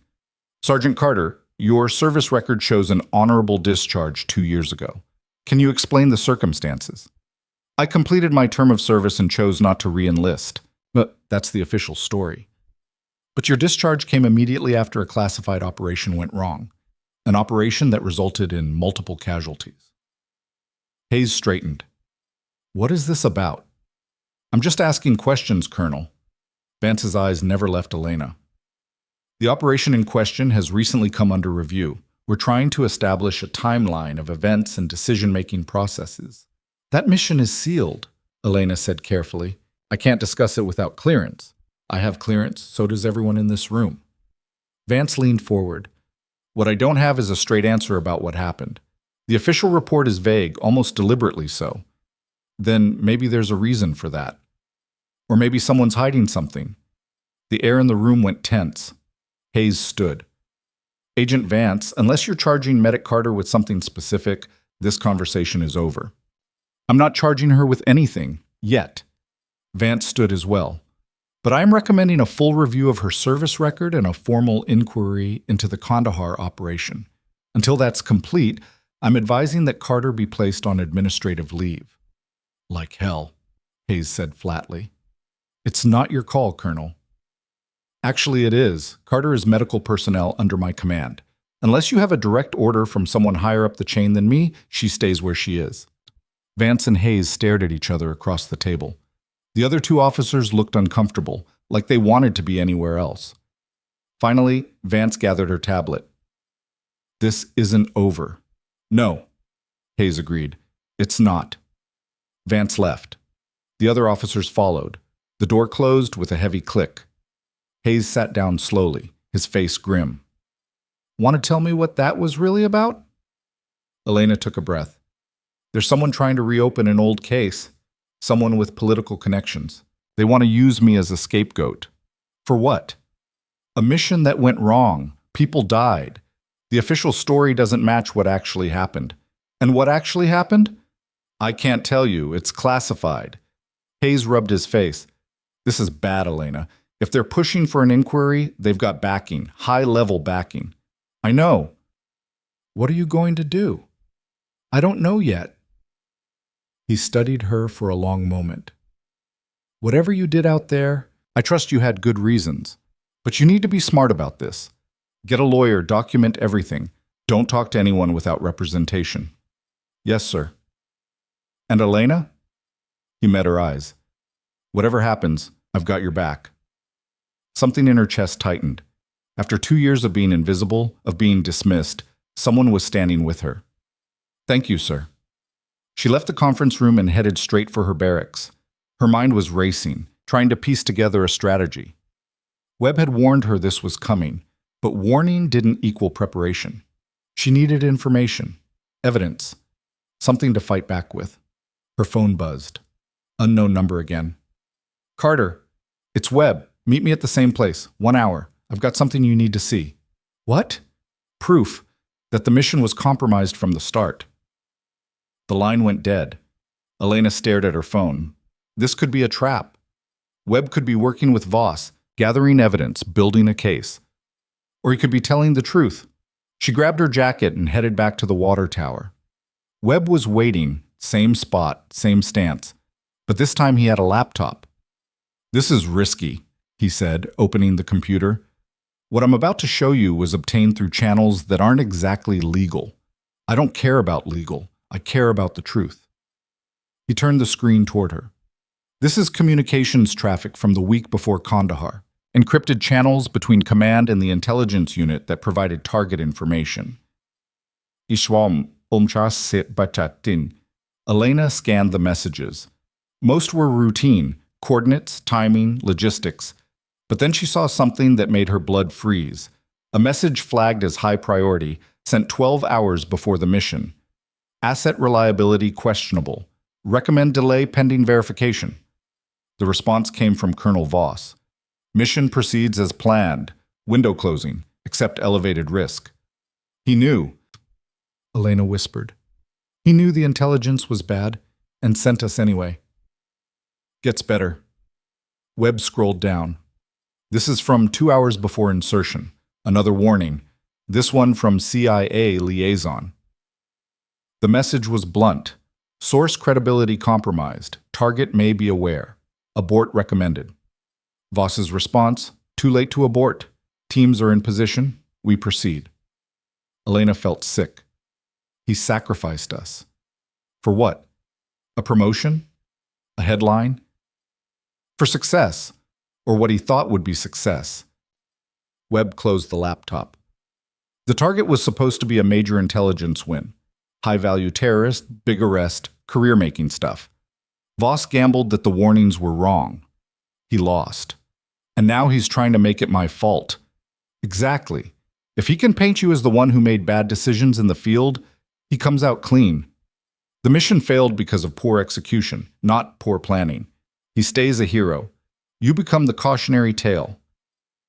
Elena paced, her mind working through the implications. This evidence, it's enough to clear me? Maybe, if you can get it in front of the right people. But Voss has friends, powerful friends. They'll fight to keep it buried. Then we make it public. Webb shook his head. That's career suicide, maybe actual suicide. These people don't play games. Neither do I. He studied her face, then smiled slightly. I can see why they made you special operations. You've got the look. What look? The one that says you'd rather die than run. She met his eyes. I ran once, took a discharge, came here, hid. I'm done running. Even if it costs you everything?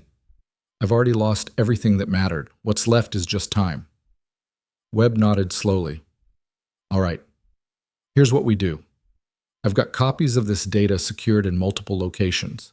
We leak it to a journalist I trust, someone who specializes in military corruption, but we need to time it right, after they make their move, before they can spin the narrative. How long do we have? Days, maybe less. Vance is moving fast. Elena checked her watch. Almost 1600. I need to get back. People will notice I'm gone. One more thing. Webb pulled out a burner phone, handed it to her. Use this for anything sensitive. Your regular phone is probably compromised. She took it, feeling the weight of what she was stepping into. Why are you doing this? Really? Because I was at Kandahar too. I saw good people die because of someone else's bad call. And I'm tired of watching bad people get away with it. He paused. And because you saved my life. When the compound went hot and we were extracting casualties, you stayed behind to cover the withdrawal. You took fire so we could get out. I never forgot that. Elena had fragments of memories from that night. Chaos, gunfire, screaming. She'd done what needed doing. That's all she remembered. I didn't know you were there. That's the thing about being special operations. We're all ghosts, but ghosts remember. She pocketed the burner phone and headed back to base. Her mind was clearer now, focused. She had a target. Voss. And she had ammunition. The question was how to use it without getting killed. That evening, Elena ran her training session like normal. 20 recruits showed up, eager and attentive. She worked them hard, breathing control, trigger discipline, stance correction. Rodriguez pulled her aside afterward. You seem different tonight. Different how? Sharper. Like you're ready for a fight. Elena smiled, but there was no warmth in it. Maybe I am. Can I help? No, but I appreciate the offer. Rodriguez studied her for a moment, then nodded. Be careful, ma'am. Whatever you're into. Always am. She dismissed the recruits and headed back to her barracks. The sun was setting, painting the desert in shades of orange and red. Beautiful and deadly, like everything else out here. Inside, she found a note slipped under her door. Tomorrow, 0900, formal inquiry board. Attendance mandatory. Bring counsel. It was happening. Faster than she'd expected. She grabbed the burner phone and called Webb. They're moving tomorrow. Inquiry board at 0900. That's fast, too fast. She could hear him typing. They're trying to catch you off balance. No time to prepare, no time to get a lawyer. I don't have a lawyer. I know someone. Military defense attorney, good reputation, but she's 3 states away. No way she gets here by tomorrow. Elena sat on her bunk thinking. Then I go alone. That's suicide. Maybe, or maybe it's exactly what they're not expecting. Webb was quiet for a moment. You've got a plan. Sort of. How fast can you get that evidence to your journalist? 12 hours if I push. Oh, do it. I need it to break during the inquiry. Maximum impact. Elena, if you do this wrong, I won't. She hung up before he could argue. The rest of the night she spent preparing. Not evidence. She didn't have access to that. Not a defense. She couldn't talk about the classified mission anyway. Instead, she prepared herself. Mentally, emotionally, for what was coming. At 0400, she woke from a restless sleep. Got up, showered, dressed in her cleanest uniform, made coffee that she didn't drink. At 0700, Colonel Hayes found her outside the medical bay. I heard about the inquiry. News travels fast. I'm coming with you. As your commanding officer, I have a right to be present. I appreciate that, sir. Have you got a lawyer? No. Then get one. I can make calls. No time. The inquiry's in 2 hours. Hayes swore under his breath. This is wrong. They're railroading you. Maybe, or maybe they're giving me exactly what I need. He looked at her sharply. What does that mean? It means I'm done hiding. Whatever happens in there, it ends today. At 0855, Elena walked into the inquiry room. It was set up like a courtroom, a long table at the front where 3 officers sat, a single chair in the middle facing them, observers along the walls. Special Agent Vance sat to one side, looking satisfied. Elena took her seat. Colonel Hayes sat behind her, a silent presence. The center officer, a brigadier general she didn't recognize, opened a folder. This inquiry is convened to review the circumstances surrounding Staff Sergeant Elena Carter's service record and recent activities. Specifically, we're examining her role in Operation Silent Crown, conducted in Kandahar province 2 years ago. Elena kept her face neutral. Sergeant Carter, you're aware this is a classified proceeding? Yes, sir. And you understand that lying or withholding information is a federal offense? Yes, sir. Good. He glanced at Vance. Agent Vance has brought certain irregularities to our attention. We're here to establish facts. Vance stood. The official report from Operation Silent Crown states that the mission failed due to equipment malfunction and communication breakdown, but eyewitness testimony suggests otherwise. What testimony? Elena asked. Vance smiled. From your own team members, the ones who survived. She pulled out a document, started reading. Quote, Sergeant Carter made a call to breach the compound despite warnings that the intelligence was compromised. Her decision led directly to enemy contact and casualties. End quote. Elena's jaw clenched. Who said that? The testimony is sealed, but it's from a credible source. Then it's a lie. Is it? Or are you just trying to protect yourself? Before Elena could respond, the door burst open. Colonel Richard Voss walked in. Elena's blood ran cold. He looked exactly as she remembered. Tall, silver-haired, the kind of officer who wore authority like a tailored suit. He didn't look at her, just took a seat at the inquiry table. Apologies for the delay. I wanted to be present for this. The brigadier general nodded. Of course, Colonel. Your testimony will be valuable. Voss finally looked at Elena. His expression was neutral, but his eyes were ice. Sergeant Carter, it's been a while. Sir, I want to start by saying I take no pleasure in this. You were a good soldier, but good soldiers sometimes make bad decisions under pressure. Elena said nothing. Voss continued. The mission you led in Kandahar was compromised from the start. I take responsibility for that. But you had options in the field. You chose to proceed despite clear indicators that the situation was deteriorating. That decision cost lives. I followed your orders, sir. You followed the mission parameters, but you also had discretion to abort if conditions became untenable. You didn't use it because you told me the window was closing, that we had one shot. Did I? I don't recall giving you that specific instruction. Elena felt the trap closing. He was rewriting history, betting she couldn't prove otherwise. Then her burner phone buzzed in her pocket. Once. The signal from Webb. The story was breaking. She stood. May I speak freely, sir? The brigadier general frowned. Sergeant, you're not... I'm asking permission to make a statement. For the record. Voss leaned back, confident. By all means. Elena took a breath. The mission failed because the intelligence was compromised and command knew it. 12 hours before insertion, you received a warning that the source was unreliable. 2 hours before, CIA recommended abort. You ordered us to proceed anyway. Voss's expression didn't change. That's classified information. You can't discuss it here. It's also true, and it's about to become public. What are you talking about? Elena pulled out her phone, the regular one, opened her news app. The headline was already there, breaking 5 minutes ago. Military cover-up, classified documents, reveal fatal mission, ignored intelligence warnings.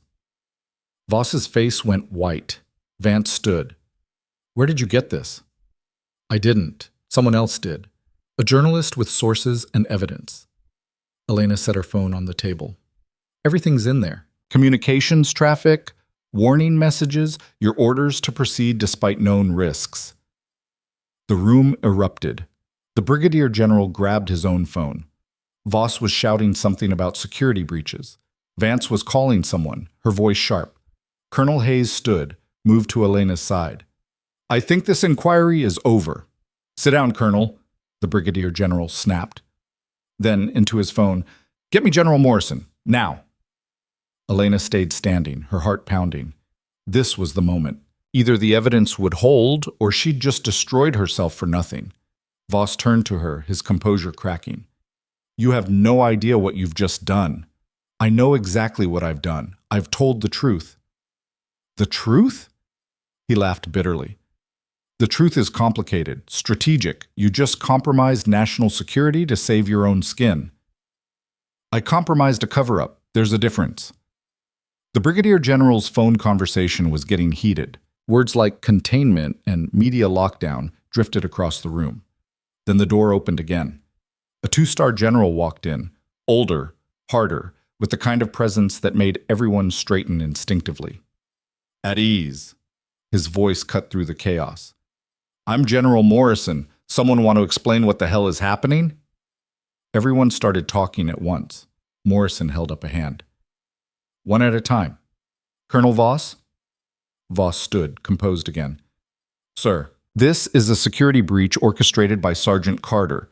She's leaked classified material to damage my reputation and avoid accountability for her failures. Morrison looked at Elena. That true? No, sir. I didn't leak anything, but I'm not sorry it's out there. Why not? Because people died based on bad decisions made by someone who's trying to blame me for it. I won't be a scapegoat. Morrison studied her for a long moment. Then he looked at the Brigadier General. Show me the article. He read it on someone's tablet, his expression unreadable. The room waited in silence. Finally, he set down the tablet. Colonel Voss, you're relieved pending investigation. Agent Vance, you're off this case effective immediately, and this inquiry is terminated. Voss stood. Sir, you can't. I can and I am. Get out. Voss left, his face a mask of rage. Morrison turned to Elena. You and I need to talk, privately. Colonel Hayes stepped forward. Sir, I'm her commanding officer, and I'm ordering you to stay here. Carter, with me. Elena followed Morrison out of the room, down the hall, into an empty office. He closed the door, turned to face her. Do you know what you've just done? Started a war, sir. Damn right you have. Voss has friends, powerful friends. They're going to come after you hard. Let them. Morrison almost smiled. You've got spine, I'll give you that. He sat on the edge of a desk. Here's the situation. The story's out, can't undo that. The investigation into Kandahar is now public, which means it has to be legitimate. Real oversight, real accountability. Good. For you, maybe. For the military, it's a nightmare. But it's the right nightmare. He paused. What do you want out of this? The truth, that's all. Not reinstatement? Not compensation? No, sir, just the truth. He nodded slowly. All right, then here's what's going to happen. We're opening a formal investigation. Full transparency, you'll be called to testify. So will everyone else involved. It'll take months, maybe years. And at the end, either you're vindicated or you're not. I can live with that. Can you? Because this process will destroy your privacy. Every decision you made, every action you took, it'll all be examined under a microscope. Elena thought about it, really thought about it. For 2 years, she'd hidden from her past. Now she was about to drag it into the light. I can live with it, she said finally. Morrison stood, extended his hand. Then I'll make sure you get a fair shake. No more cover-ups, no more scapegoats. She shook his hand. Thank you, sir. Don't thank me yet. This is going to get ugly. He left. Elena stood alone in the empty office, her hands shaking with adrenaline come down. She'd done it, burned the bridge. No going back now. Her burner phone buzzed. Webb. Did it work? Yeah, it worked. Good, because you need to see this. See what? Voss just held a press conference. He's claiming you're a disgruntled veteran with mental health issues, that you fabricated evidence to attack him. Elena's stomach dropped. He's already spinning it. Worse, he's got support. 3 senators just issued statements backing him. They're calling for your arrest. On what charges? Espionage, treason, take your pick. She sank into a chair. This was happening faster than she'd anticipated. Voss wasn't waiting for the investigation. He was going on the offensive. What do I do? You fight. You tell your story. You don't let them control the narrative. How? I've got my journalist working on a follow-up, but she needs an interview with you, on camera, your side of things. Elena closed her eyes. On camera. Public. No more hiding. When? Tonight if possible. The longer we wait, the more his version becomes the truth. Where? I'll send coordinates. Come alone. And Carter? Yeah? Once you do this, there's no walking it back. You'll be the center of a national scandal. Your life as you know it is over. She thought about Ironvale, the medical bay, the recruits she'd been training, the quiet life she'd tried to build. All of it was already gone. The moment that phone call came in, her past had caught up. Send the coordinates. I'll be there. She hung up and sat in silence, processing. Her career was over. Her anonymity was destroyed, and she was about to become the most famous, or infamous, veteran in the country. But the truth would come out, and that mattered more than anything else. She stood, straightened her uniform, and walked back to the inquiry room. Hayes was waiting outside. What happened? I'm going public. Tonight. Tell my story before Voss buries me.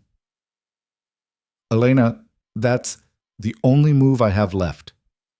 He looked at her for a long moment, then nodded. Then I'm coming with you. You don't have to, Yes, I do. You're my soldier. That means something. She felt something tight in her chest loosen slightly. Thank you, sir. They walked across base together toward an uncertain future and a fight that had just begun. Behind them, in the inquiry room, Vance made a phone call. She's going public. Tonight? Yes, I'm sure. No, we can't stop her. Then you'd better move fast. She hung up and stared at Elena's empty chair, her expression unreadable. Outside, the sun was setting again. Elena stopped at the perimeter fence, looking out at the desert. Second thoughts? Hayes asked. No, just saying goodbye. To what? The person I tried to be, the quiet life, the invisibility. Hayes stood beside her. And hello to what? Elena turned away from the desert, toward the base, toward whatever came next. The fight. Across the country, in a secure facility, Colonel Voss sat in a darkened room, watching news coverage of the breaking story. His phone rang. They're moving faster than expected, a voice said. No introduction necessary. I know. We need to contain this. Now. I'm working on it. Work faster, or this falls on both of us. The line went dead. Voss sat in the darkness, his mind racing.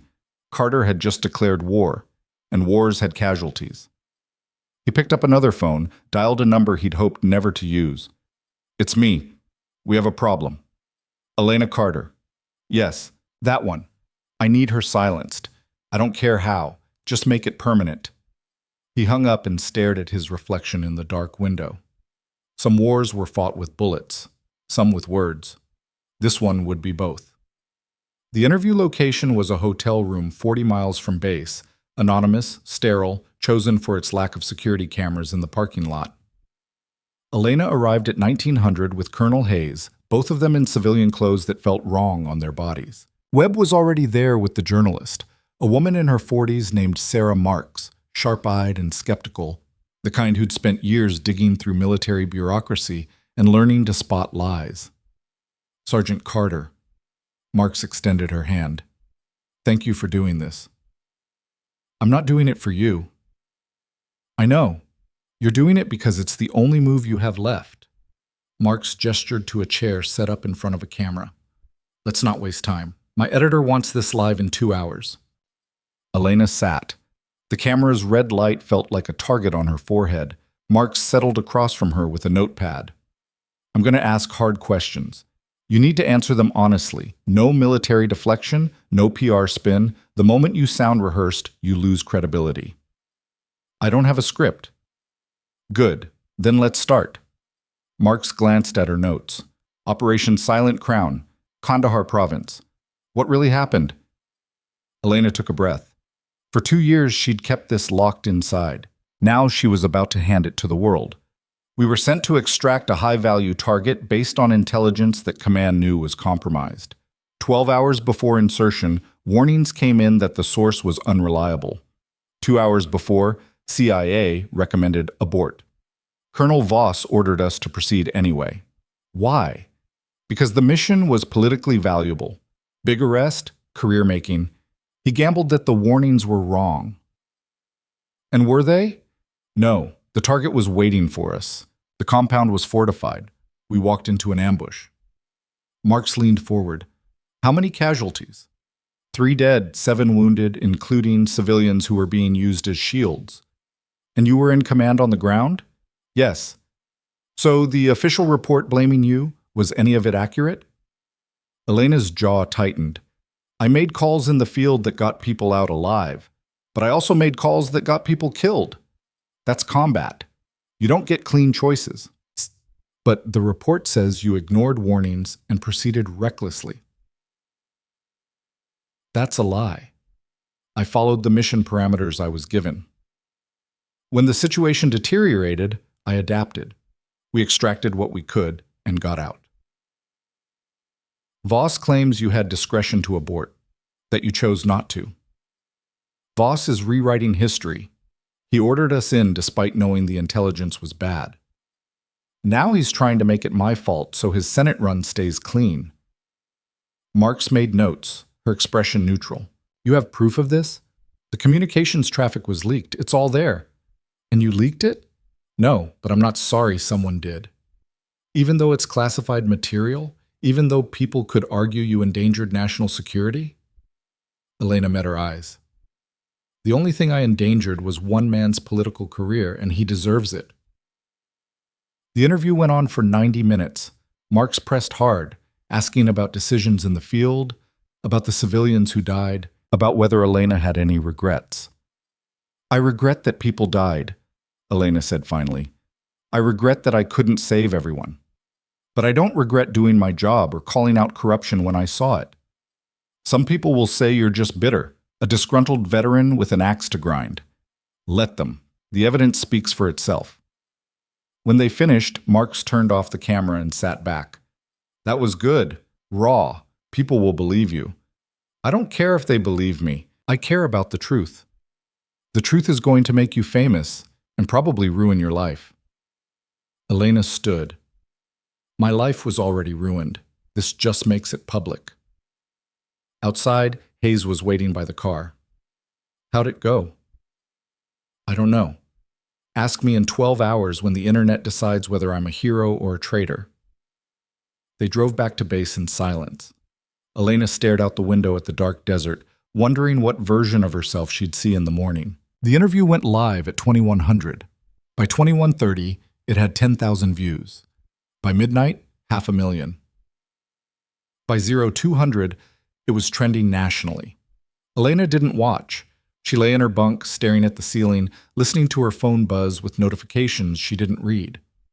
At 0430, someone knocked on her door. She opened it to find Rodriguez still in her workout clothes, phone in hand. Ma'am, you need to see this. Elena took the phone. Twitter was exploding. Hashtags, hot takes, arguments. But one post stood out, shared 50,000 times already.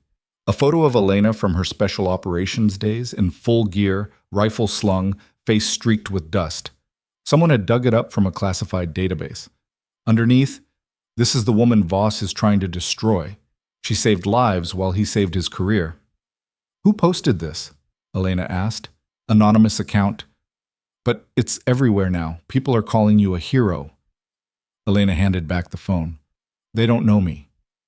Maybe not, but they know Voss is lying. Rodriguez hesitated. Is it true? What you said in the interview? Every word. Rodriguez nodded slowly. Then I'm glad you said it. She paused at the door. Get some sleep, ma'am. Tomorrow's going to be worse.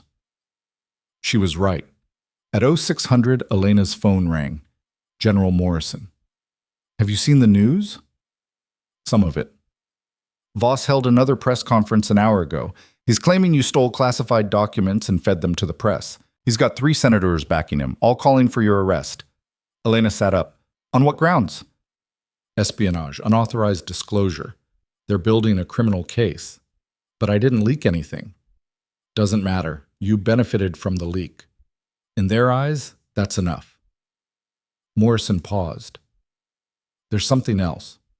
Someone leaked your psychological evaluation from after Kandahar, the one that recommended you for discharge. Elena's blood went cold. That's private medical records. I know, but it's out there. They're using it to paint you as unstable, PTSD, depression, the whole thing. That's slander. That's politics, and they're good at it. Morrison's voice hardened. You need legal representation, real representation. I can make calls. Do it, whatever it takes. She hung up and immediately called Webb on the burner. They're coming after me harder. Medical records, criminal charges. I know, I saw. Webb sounded tired. This is worse than I thought. Voss has mobilized his entire network. Can we fight it? Maybe. But you need to understand, this isn't just about clearing your name anymore. This is about survival. They want you in prison or dead, whichever comes first. Then I guess I need to not give them that option. At 800, Elena reported to Colonel Hayes' office as ordered. He wasn't alone. 3 people sat around his desk, 2 in military uniforms, 1 in an expensive suit. This is Major Reeves and Captain Tolliver from JAG, Hayes said, gesturing to the uniforms. And this is Amanda Cross, civilian defense attorney specializing in military cases. Cross stood, extending her hand. She was maybe 50, with gray streaks in her dark hair and the kind of firm handshake that said she didn't lose often. Sergeant Carter, I've been reviewing your case for the last 4 hours. It's a mess. That's encouraging, but it's also winnable. Barely. Cross opened a folder, spread documents across the desk. Here's the situation. Voss and his allies are pushing for criminal charges, unauthorized disclosure of classified information, potentially espionage. The fact that you didn't directly leak the documents is irrelevant. They'll argue you facilitated it. How do we fight that? By proving Voss knew the intelligence was compromised and sent you in anyway. If we can establish that he deliberately endangered lives for political gain, the narrative shifts. You become the whistleblower, not the criminal. Elena nodded. What do you need from me? Everything. Every communication, every order, every conversation you remember from Kandahar. We're building a timeline that shows Voss's culpability. For the next 3 hours, Elena walked them through it. The mission brief, the warnings that came in, Voss's insistence on proceeding, the moment she realized the intelligence was wrong and they were trapped. He told me personally, Elena said, that the window was closing, that we had one shot, that failure wasn't an option. Was anyone else present for that conversation? Cross asked. No, it was just him and me, 30 minutes before insertion. Then it's your word against his. What about the communications traffic, the leaked documents? Those prove he received warnings. They don't prove he personally ordered you to ignore them. Cross tapped her pen on the desk. We need corroboration. Someone else who heard him give that order or something similar. Elena thought hard. That night was a blur. Adrenaline, fear, the weight of command. But there was someone else. Someone who'd been in the operations center when the final order came through. Lieutenant Marcus Webb. He was attached to the backup unit. He might have heard the communications. Cross made a note. We'll track him down. He's already involved. He's the one who helped get the documents to the journalist. Cross's pen stopped. He what? He approached me, said he was at Kandahar, that he saw what happened and wanted to help. And you trusted him? I didn't have a choice. Cross exchanged a look with the JAG officers. Sergeant, if Webb was involved in leaking classified material, he's potentially compromised as a witness. Voss's team will tear him apart on credibility. He's telling the truth. Maybe. But truth and legally admissible testimony are different things. Cross closed her folder. I'll see what I can do. In the meantime, you're going to be charged, probably within 48 hours. When that happens, you'll be arrested and arraigned. Arrested? It's standard procedure. You'll likely get bail, but expect restrictions. No contact with witnesses, no travel, possibly confinement to base. Elena felt the walls closing in. How long does this take? The trial? Months. Maybe a year. And that's if it goes to trial. They might offer a plea deal. I'm not pleading to something I didn't do. Then prepare for a fight. Cross stood. I'll be in touch. She left with the JAG officers. Hayes waited until the door closed. You holding up? Define holding up. He almost smiled. You're still standing. That counts.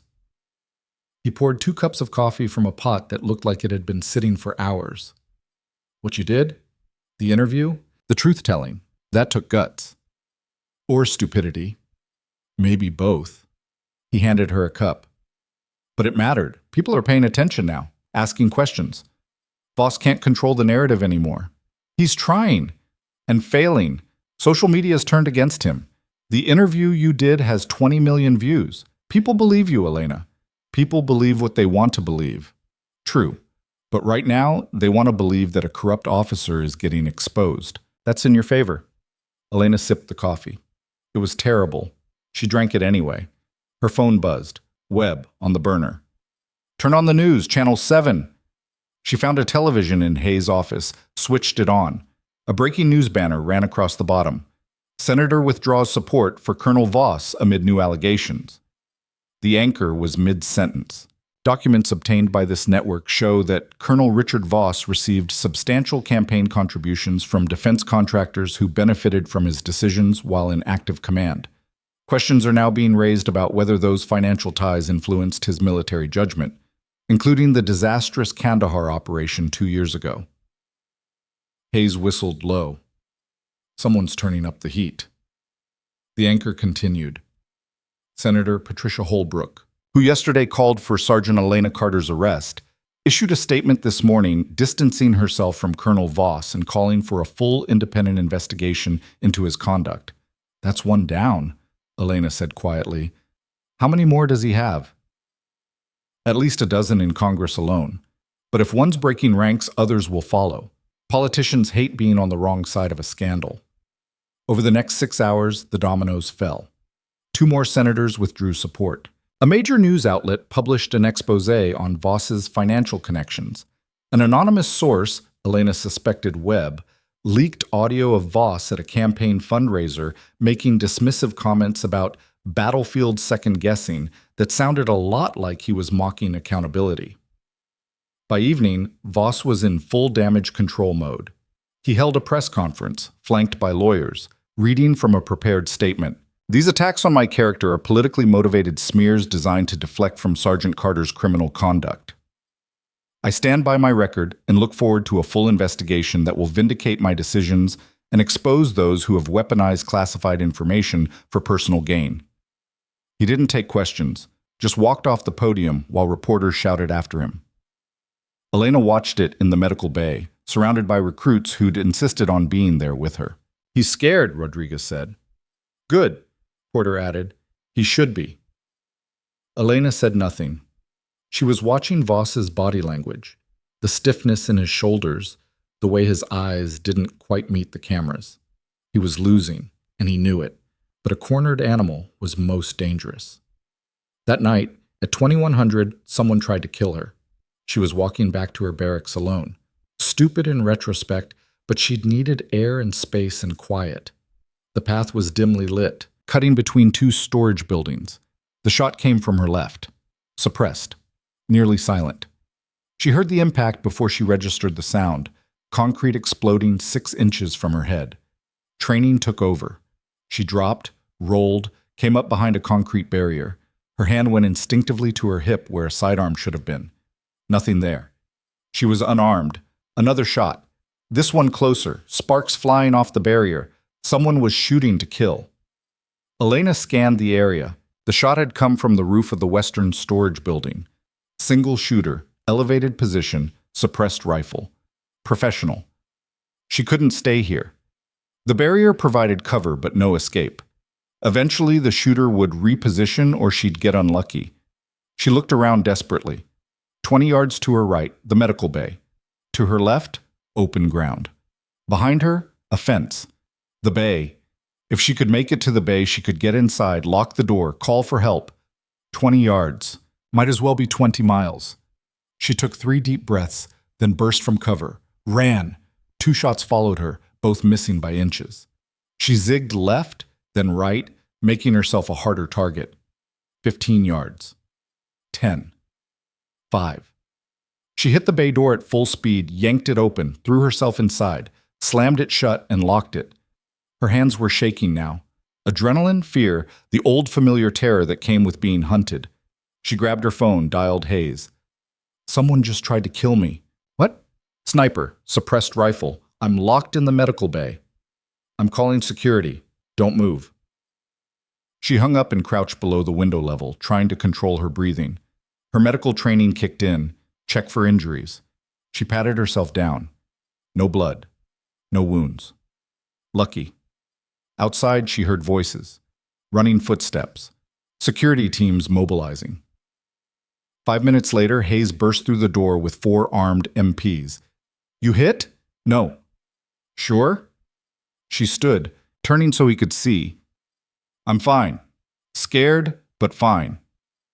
Hayes barked orders at the MPs. Secure the perimeter, find the shooter, lock down the base. They scattered. Who knew you'd be out here? Hayes asked. Nobody. I just needed air. Not random, then. Someone was watching you, waiting. Elena's mind raced. Voss, it has to be. He's desperate. We don't know that. Who else wants me dead? Hayes couldn't argue with that. The base went on lockdown. Security swept the buildings, found the shooter's position, rooftop of the Western Storage Building, complete with shell casings and sight lines. But no shooter. Whoever it was had vanished. Elena spent the night in protective custody, a locked room with an armed guard outside. She didn't sleep, just sat on the bunk, replaying the attack in her mind. Professional. Planned. This wasn't some random threat. Voss had escalated. The next morning brought more news. The investigation into Voss had widened. Federal prosecutors were now involved, looking into the campaign finance allegations alongside the military inquiry into Kandahar. And someone had leaked Voss's phone records from the night before the attack. One call stood out. Made at 1930, 45 minutes before Elena was shot at. The number belonged to a private military contractor known for providing security services that skirted legal boundaries. Webb called her at 700. Did you see the phone records? Yeah. That's it. That's the smoking gun. Voss ordered a hit.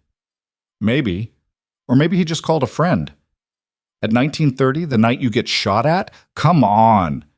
Elena wanted to believe it, but she'd learned to be careful about conclusions that seemed too convenient. We need more than a phone call. I'm working on it. The contractor has a history, 3 operatives with questionable backgrounds.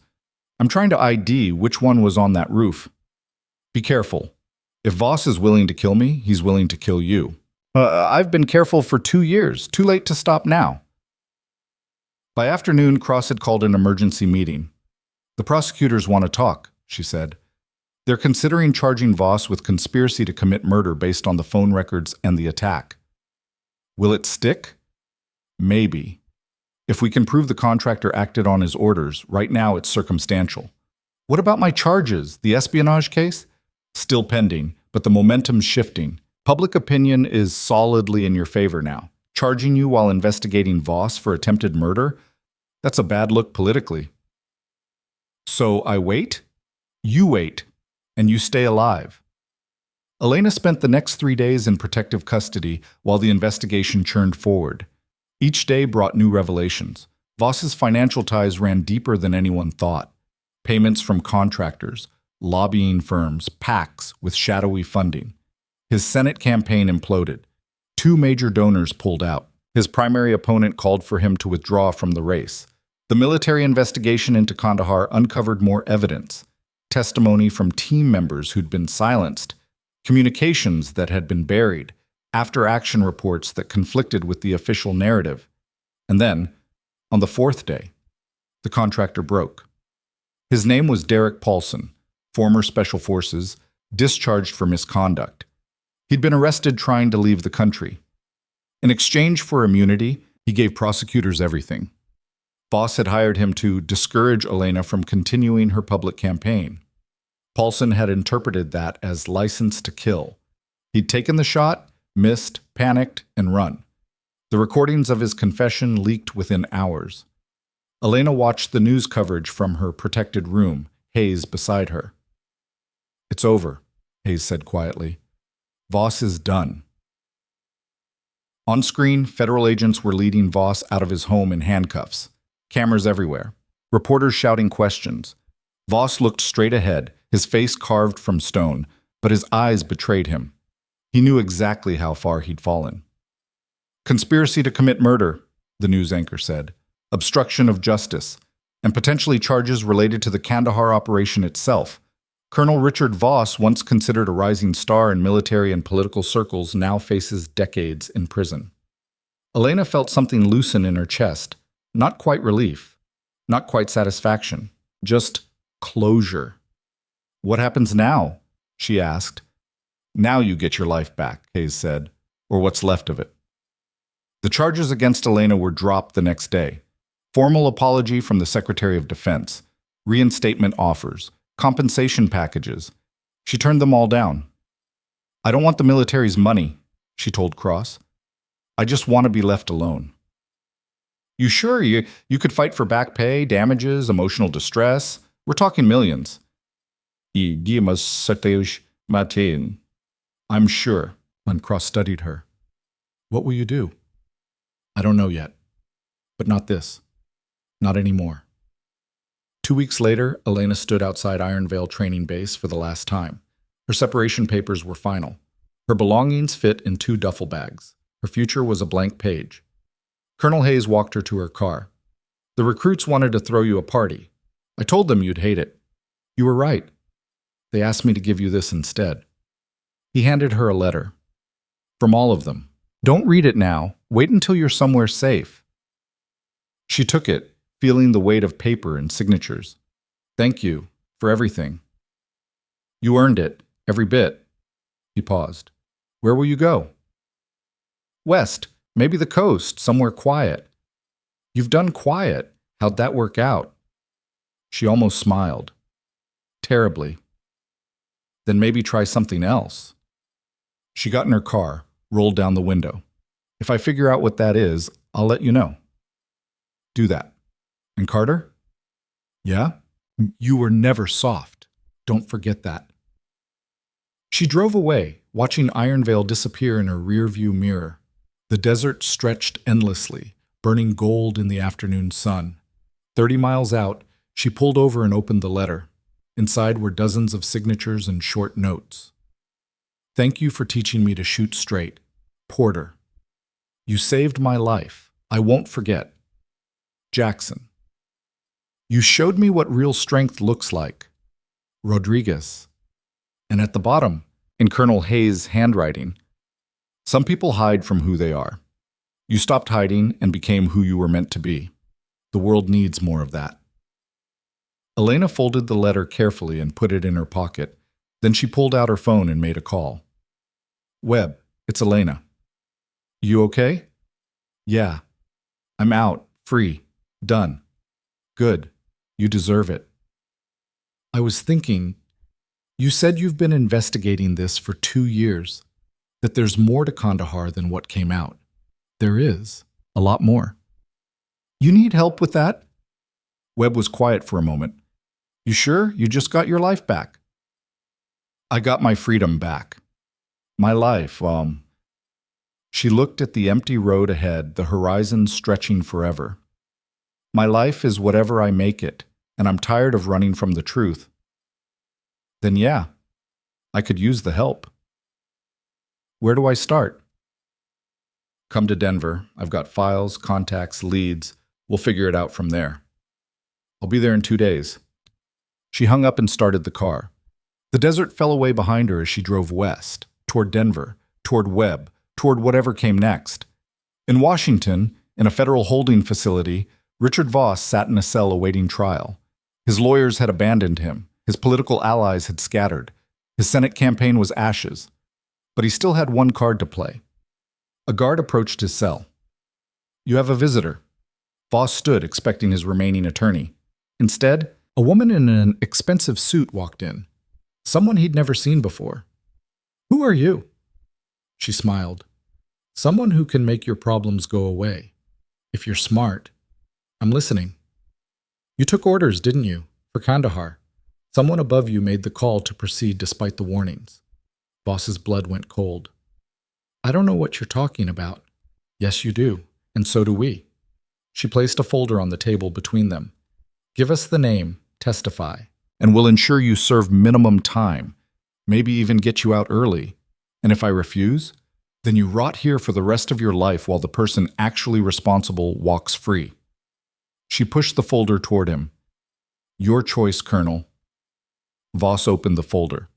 Inside was a single photograph, a 4-star general, someone with real power, someone who'd ordered Kandahar despite knowing the intelligence was compromised, someone who'd thrown Voss under the bus to save their own career. His hand shook as he stared at the photograph.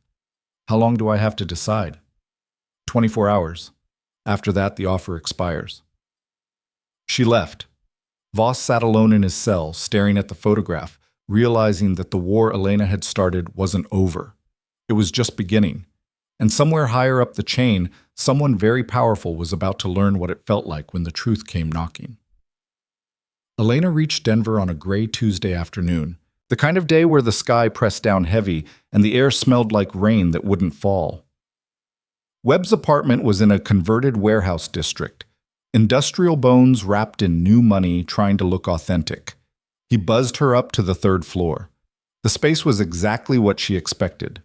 Minimalist. Functional. Walls covered in maps, photographs, documents connected by red string like a detective movie. 3 computers running simultaneously. Coffee cups everywhere. "Welcome to the war room," Webb said, clearing papers off a chair. "It's not much, but it's secure." Elena set down her duffel bags and studied the walls. Faces she recognized. Voss, members of his team, politicians, and faces she didn't.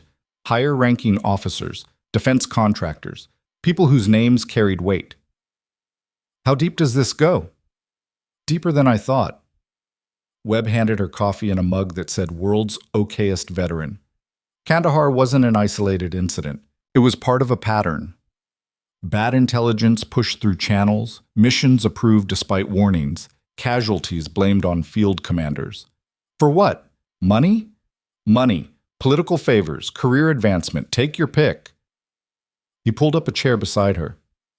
"The general in that photo I showed Voss? That's Lieutenant General Patricia Crane. She was the operational commander for the entire theater. Every mission went through her desk." Elena studied Crane's photograph. Late 50s, sharp eyes, the kind of face that projected competence and authority. 4 stars. A career built on results. She approved Kandahar? She pushed for it, despite CIA warnings, despite signals intelligence showing the target was compromised. She wanted the win. Why? Webb pulled up a document on one of his computers. Because 3 weeks after Kandahar, she was nominated for Joint Chiefs. The mission was supposed to be her crowning achievement, proof she could execute high-value operations in hostile territory. But it failed, so she buried it, classified everything, blamed you and your team, moved on. Elena felt cold anger settling in her chest. And Voss? Was her lackey. He carried out her orders, took the heat when things went wrong, and got rewarded with political connections for his loyalty. Until you blew it all open. So Crane's the real target. She's the head. Cut it off, the whole thing collapses. Webb turned to face her. But she's protected, powerful. Going after her means going after the entire command structure that enabled this. Then that's what we do. Webb smiled, but there was no humor in it. I was hoping you'd say that. They worked through the night, piecing together the timeline. Crane's involvement went back years. Missions approved despite warnings, intelligence manipulated to justify operations, field commanders sacrificed when things went wrong. Kandahar wasn't the first. It was just the most visible. By dawn, they had a case. Not perfect, not complete, but enough to start asking dangerous questions. Elena rubbed her eyes, exhausted. What's our next move? We need someone inside, someone with access to Crane's communications and decision-making process. Without that, it's all circumstantial. You have anyone in mind? Webb hesitated. Maybe. There's a captain who worked directly under Crane, named David Reyes. He was reassigned right after Kandahar. Quiet transfer, no explanation. I tried to reach out to him 6 months ago. He wouldn't talk. Why not? Fear. Crane has a reputation for destroying careers. People who cross her end up in dead-end posts are forced into retirement. Where's Reyes now? Fort Carson, teaching, keeping his head down. Elena stood. Decision made. Then we go talk to him. He won't see us. He will, because I'm going to give him something Crane can't. What's that? A way out from under her. Fort Carson was 3 hours south. Elena drove while Webb made calls, trying to get a location on Reyes. By the time they arrived, he'd narrowed it down to the officer training facility. They found Reyes in a classroom, finishing a lecture on tactical decision-making. He was younger than Elena expected, mid-30s, fit, with the kind of tension in his shoulders that came from carrying weight you couldn't put down. When the students filed out, Elena and Webb waited by the door. Reyes saw them and stopped. I don't know who you are, but I'm not interested. Captain Reyes, my name is Elena Carter. I think you know why I'm here. His face went pale. I have nothing to say to you. I'm not asking you to say anything. I'm asking you to listen. No, I can't. He started to leave. Kandahar wasn't your fault, Elena said quietly. Just like it wasn't mine. We both followed orders from someone who didn't care if we lived or died. The only difference is I'm done pretending that's acceptable. Reyes stopped. Didn't turn around, but he stopped. 5 minutes, Elena said. That's all I'm asking. He stood there for a long moment, then gestured to his office. 5 minutes. Then you leave and never come back. Inside, Reyes closed the door and leaned against his desk. You have no idea what you're doing. Going after Crane will end her, Elena finished. I know, that's the point. She'll destroy you. She has connections, resources, decades of favors owed. She already tried to destroy me. I'm still here.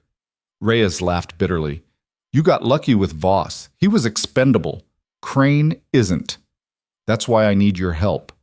Elena pulled out a folder Webb had prepared.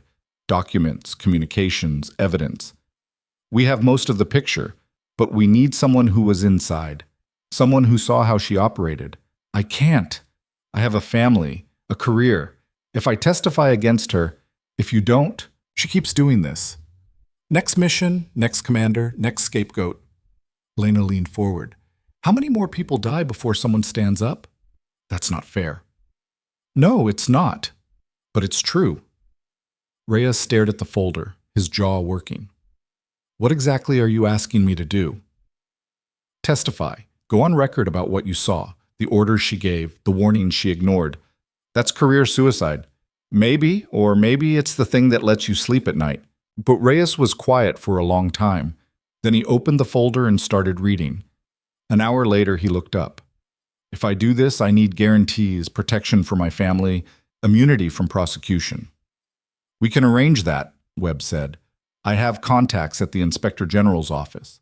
They'll protect witnesses who cooperate. And if Crane retaliates, then we make sure the retaliation is public and prosecutable. Elena met his eyes. I won't lie to you, Captain. This is dangerous. But it's also right. And sometimes that has to be enough. Reyes closed the folder.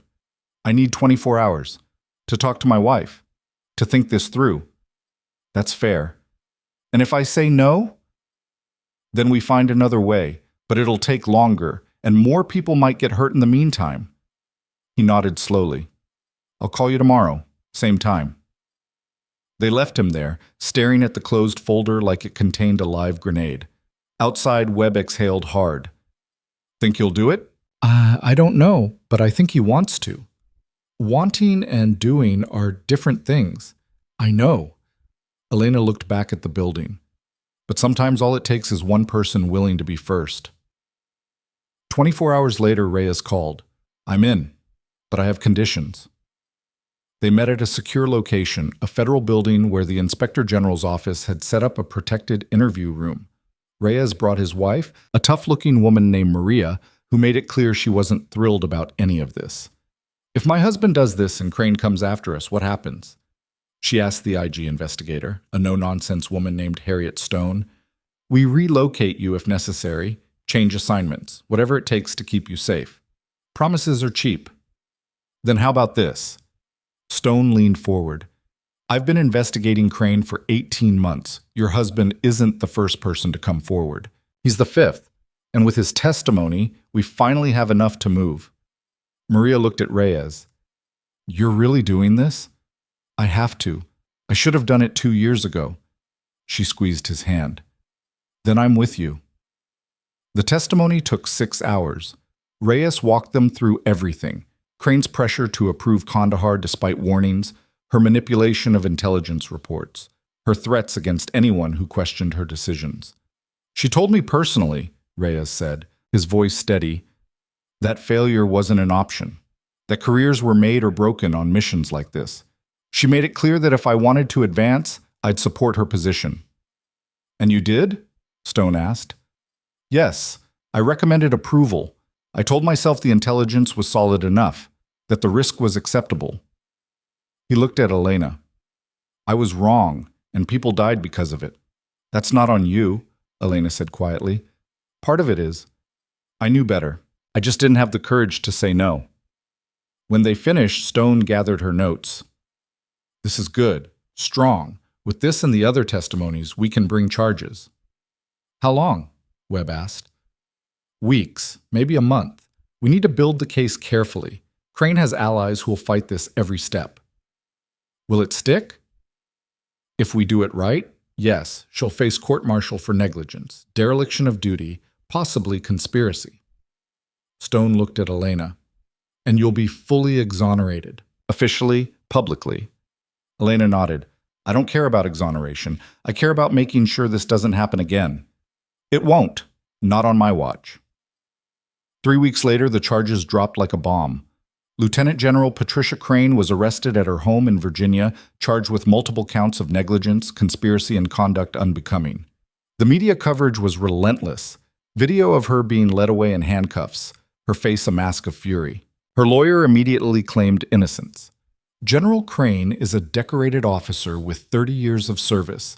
These charges are politically motivated and will be proven false. But the evidence was overwhelming. 5 witnesses. Hundreds of pages of documents. Communication showing she'd knowingly approved high-risk missions despite warnings. The trial lasted 4 months. Elena testified on day 12, walking the court through Kandahar from her perspective. She didn't sugarcoat it, didn't make herself the hero. Just told the truth. The good calls, the bad ones, the chaos of combat, and the weight of command. When the prosecution asked if she blamed Crane for the deaths, Elena paused. I blame a system that rewards results over safety, that punishes people for speaking up, that lets careers matter more than lives. She looked directly at Crane. She was part of that system. She benefited from it, and she should answer for it. Crane's defense tried to paint Elena as bitter, vengeful, unreliable. But the evidence spoke louder than their attacks. On day 47, the verdict came in. Guilty on all counts. The courtroom erupted. Media frenzy. Crane sat stone-faced as the judge read the sentence. Dishonorable discharge, 15 years in a federal prison, forfeiture of all benefits and pension. Outside, reporters swarmed Elena. How do you feel about the verdict? Do you think justice was served? What's next for you? She gave them nothing. Just walked through the crowd with Webb beside her, got in a car, and left. That night, in a quiet hotel room far from the circus, Elena sat alone with a glass of whiskey she didn't drink. Her phone rang. Colonel Hayes. I saw the verdict. How are you holding up? I don't know yet. Ask me tomorrow. Fair enough. He paused. There's something else. The Secretary of Defense wants to meet with you. Personally. Why? To apologize and to offer you a position. I'm not coming back to the military. I know. But hear him out anyway. It might surprise you. 2 days later, Elena sat in the Pentagon across from Secretary Thomas Brennan, a career diplomat with sharp eyes and the kind of calm that came from managing crises. Sergeant Carter, I want to start by apologizing on behalf of the Department of Defense for everything you endured. You were failed by the system, by your commanders, by people who should have protected you. Apologies don't bring back the dead. No, they don't. He folded his hands, which is why I'm here to offer you something more substantial. We're creating an independent oversight board for special operations, civilian-led, with authority to investigate decisions, challenge approvals, protect whistleblowers. I want you to lead it. Elena blinked. Me? You've proven you're willing to stand up to corruption, that you prioritize truth over career. That's exactly what this position needs. I'm not a politician. Good. We have enough politicians. Brennan slid a folder across the desk. This is real authority, real teeth. You'd have the power to investigate any operation, any commander, to stop missions that shouldn't happen, to protect people like Captain Reyes from retaliation. Elena opened the folder. The scope was broader than she'd imagined. Real oversight, real accountability. Why me? Because you paid the price for speaking up. And you didn't break. That's rare. He leaned forward. You could spend the rest of your life being angry about what happened, or you could use that anger to build something that prevents it from happening again. She read through the details. The position was civilian, which meant she'd maintain independence. The board would report directly to Congress, bypassing military chain of command. Real power to effect change. I need to think about it. Take your time. The offer stands. Elena left the Pentagon and walked through Washington, her mind spinning. For 2 years, she'd run from who she was. Then she'd fought to expose the truth. Now someone was offering her a chance to make sure others didn't have to fight the same battle. She called Webb. They offered me a job. Oversight board for special operations. You taking it? I don't know. It means staying connected to the military, to everything I left behind. Oh, it also means making sure people like Crane can't destroy careers and lives. Webb paused. What does your gut say? Elena thought about the recruits at Iron Vale, about Reyes and his family, about all the people who'd been crushed by a system that protected power over people. My gut says someone needs to do it. Then maybe that someone is you. She accepted the position 3 days later. The announcement made headlines. Whistleblower who exposed military corruption named to lead oversight board.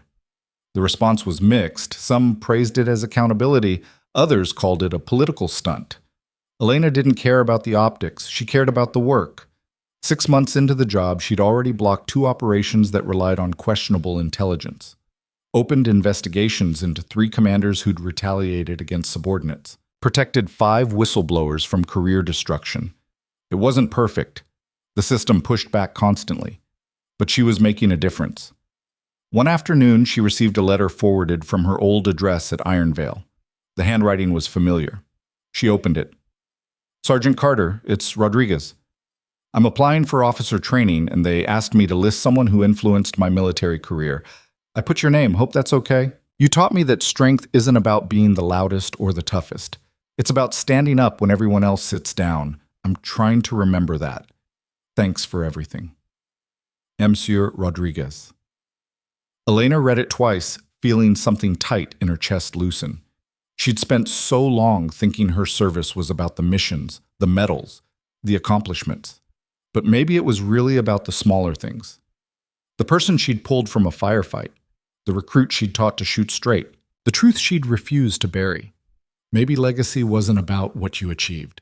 It was about what you made possible for others. That evening, she met Webb for dinner at a hole-in-the-wall diner that served terrible coffee and excellent burgers. How's the new job? He asked. Frustrating, exhausting, necessary. So you're happy? She considered that. I don't know if happy is the right word, but I'm useful. And that counts for something. Counts for a lot. Webb raised his coffee cup. To being useful. She clinked her cup against his. To being useful. Later, walking back to her apartment through the D.C. streets, Elena thought about the journey that had brought her here. From Kandahar to Iron Vale to this moment. From running to hiding to fighting. She'd been dismissed as soft. Treated like she didn't matter. Pushed aside by people who thought power meant more than principle. And she'd proven every single one of them wrong. Not by being perfect. Not by being fearless, but by being stubborn enough to keep standing when standing was the hardest thing to do. Her phone buzzed. A news alert. Voss had been sentenced in his conspiracy trial, 20 years, no parole. The article included a quote from the prosecutor. This sends a message that corruption and abuse of power will not be tolerated no matter how high you rise. Elena read it and felt nothing but tired satisfaction. Justice wasn't clean, it wasn't complete. But it was real. She made it home, kicked off her shoes, and collapsed on her couch. The apartment was small but comfortable, a place she'd chosen, not one assigned to her by the military. On her wall hung the letter from her recruits at Ironvale, framed. Above it, her old dog tags from Special Operations. And beside them, a photograph of her team from before Kandahar, young, confident, unbroken. Some of those faces were gone now, others scattered, but they'd mattered. Their service had mattered, and she was making sure their sacrifice meant something. Her phone rang one more time. Unknown number. She almost didn't answer. Carter. Sergeant Carter, this is Lieutenant Marcus Porter. I don't know if you remember me. I remember. How are you, Porter? Good, really good. I just made team leader for my squad, and I wanted to thank you for everything you taught me about breathing, about staying calm, about not giving up. You did that yourself. Maybe, but you showed me how. He paused. I heard about the oversight board. What you're doing, it's important. I'm trying. You're doing more than trying. You're making it mean something. His voice cracked slightly. Thank you for not letting them bury it. After they hung up, Elena sat in the quiet of her apartment and let herself feel it, the weight, the pride, the exhaustion, the purpose. She'd been quiet for so long, invisible, dismissed, but silence had never been weakness. It had been choice, and when the moment came to speak, to fight, to stand, she'd done it. Not perfectly, not without cost, but completely. And in the end, that was the only thing that mattered. The woman they'd called soft had become the one thing they feared most. Someone who refused to disappear, refused to break, refused to let corruption hide in shadows. She was the quiet weapon that had learned to make noise, and the world was different because of it. Elena looked at the photograph on her wall one more time. Those young faces, that old life, everything she'd carried and everything she'd lost. Then she turned off the light and went to bed, ready for whatever tomorrow brought. Because the fight wasn't over. It never really was. But this time, she wasn't running from it. She was ready, and that made all the difference.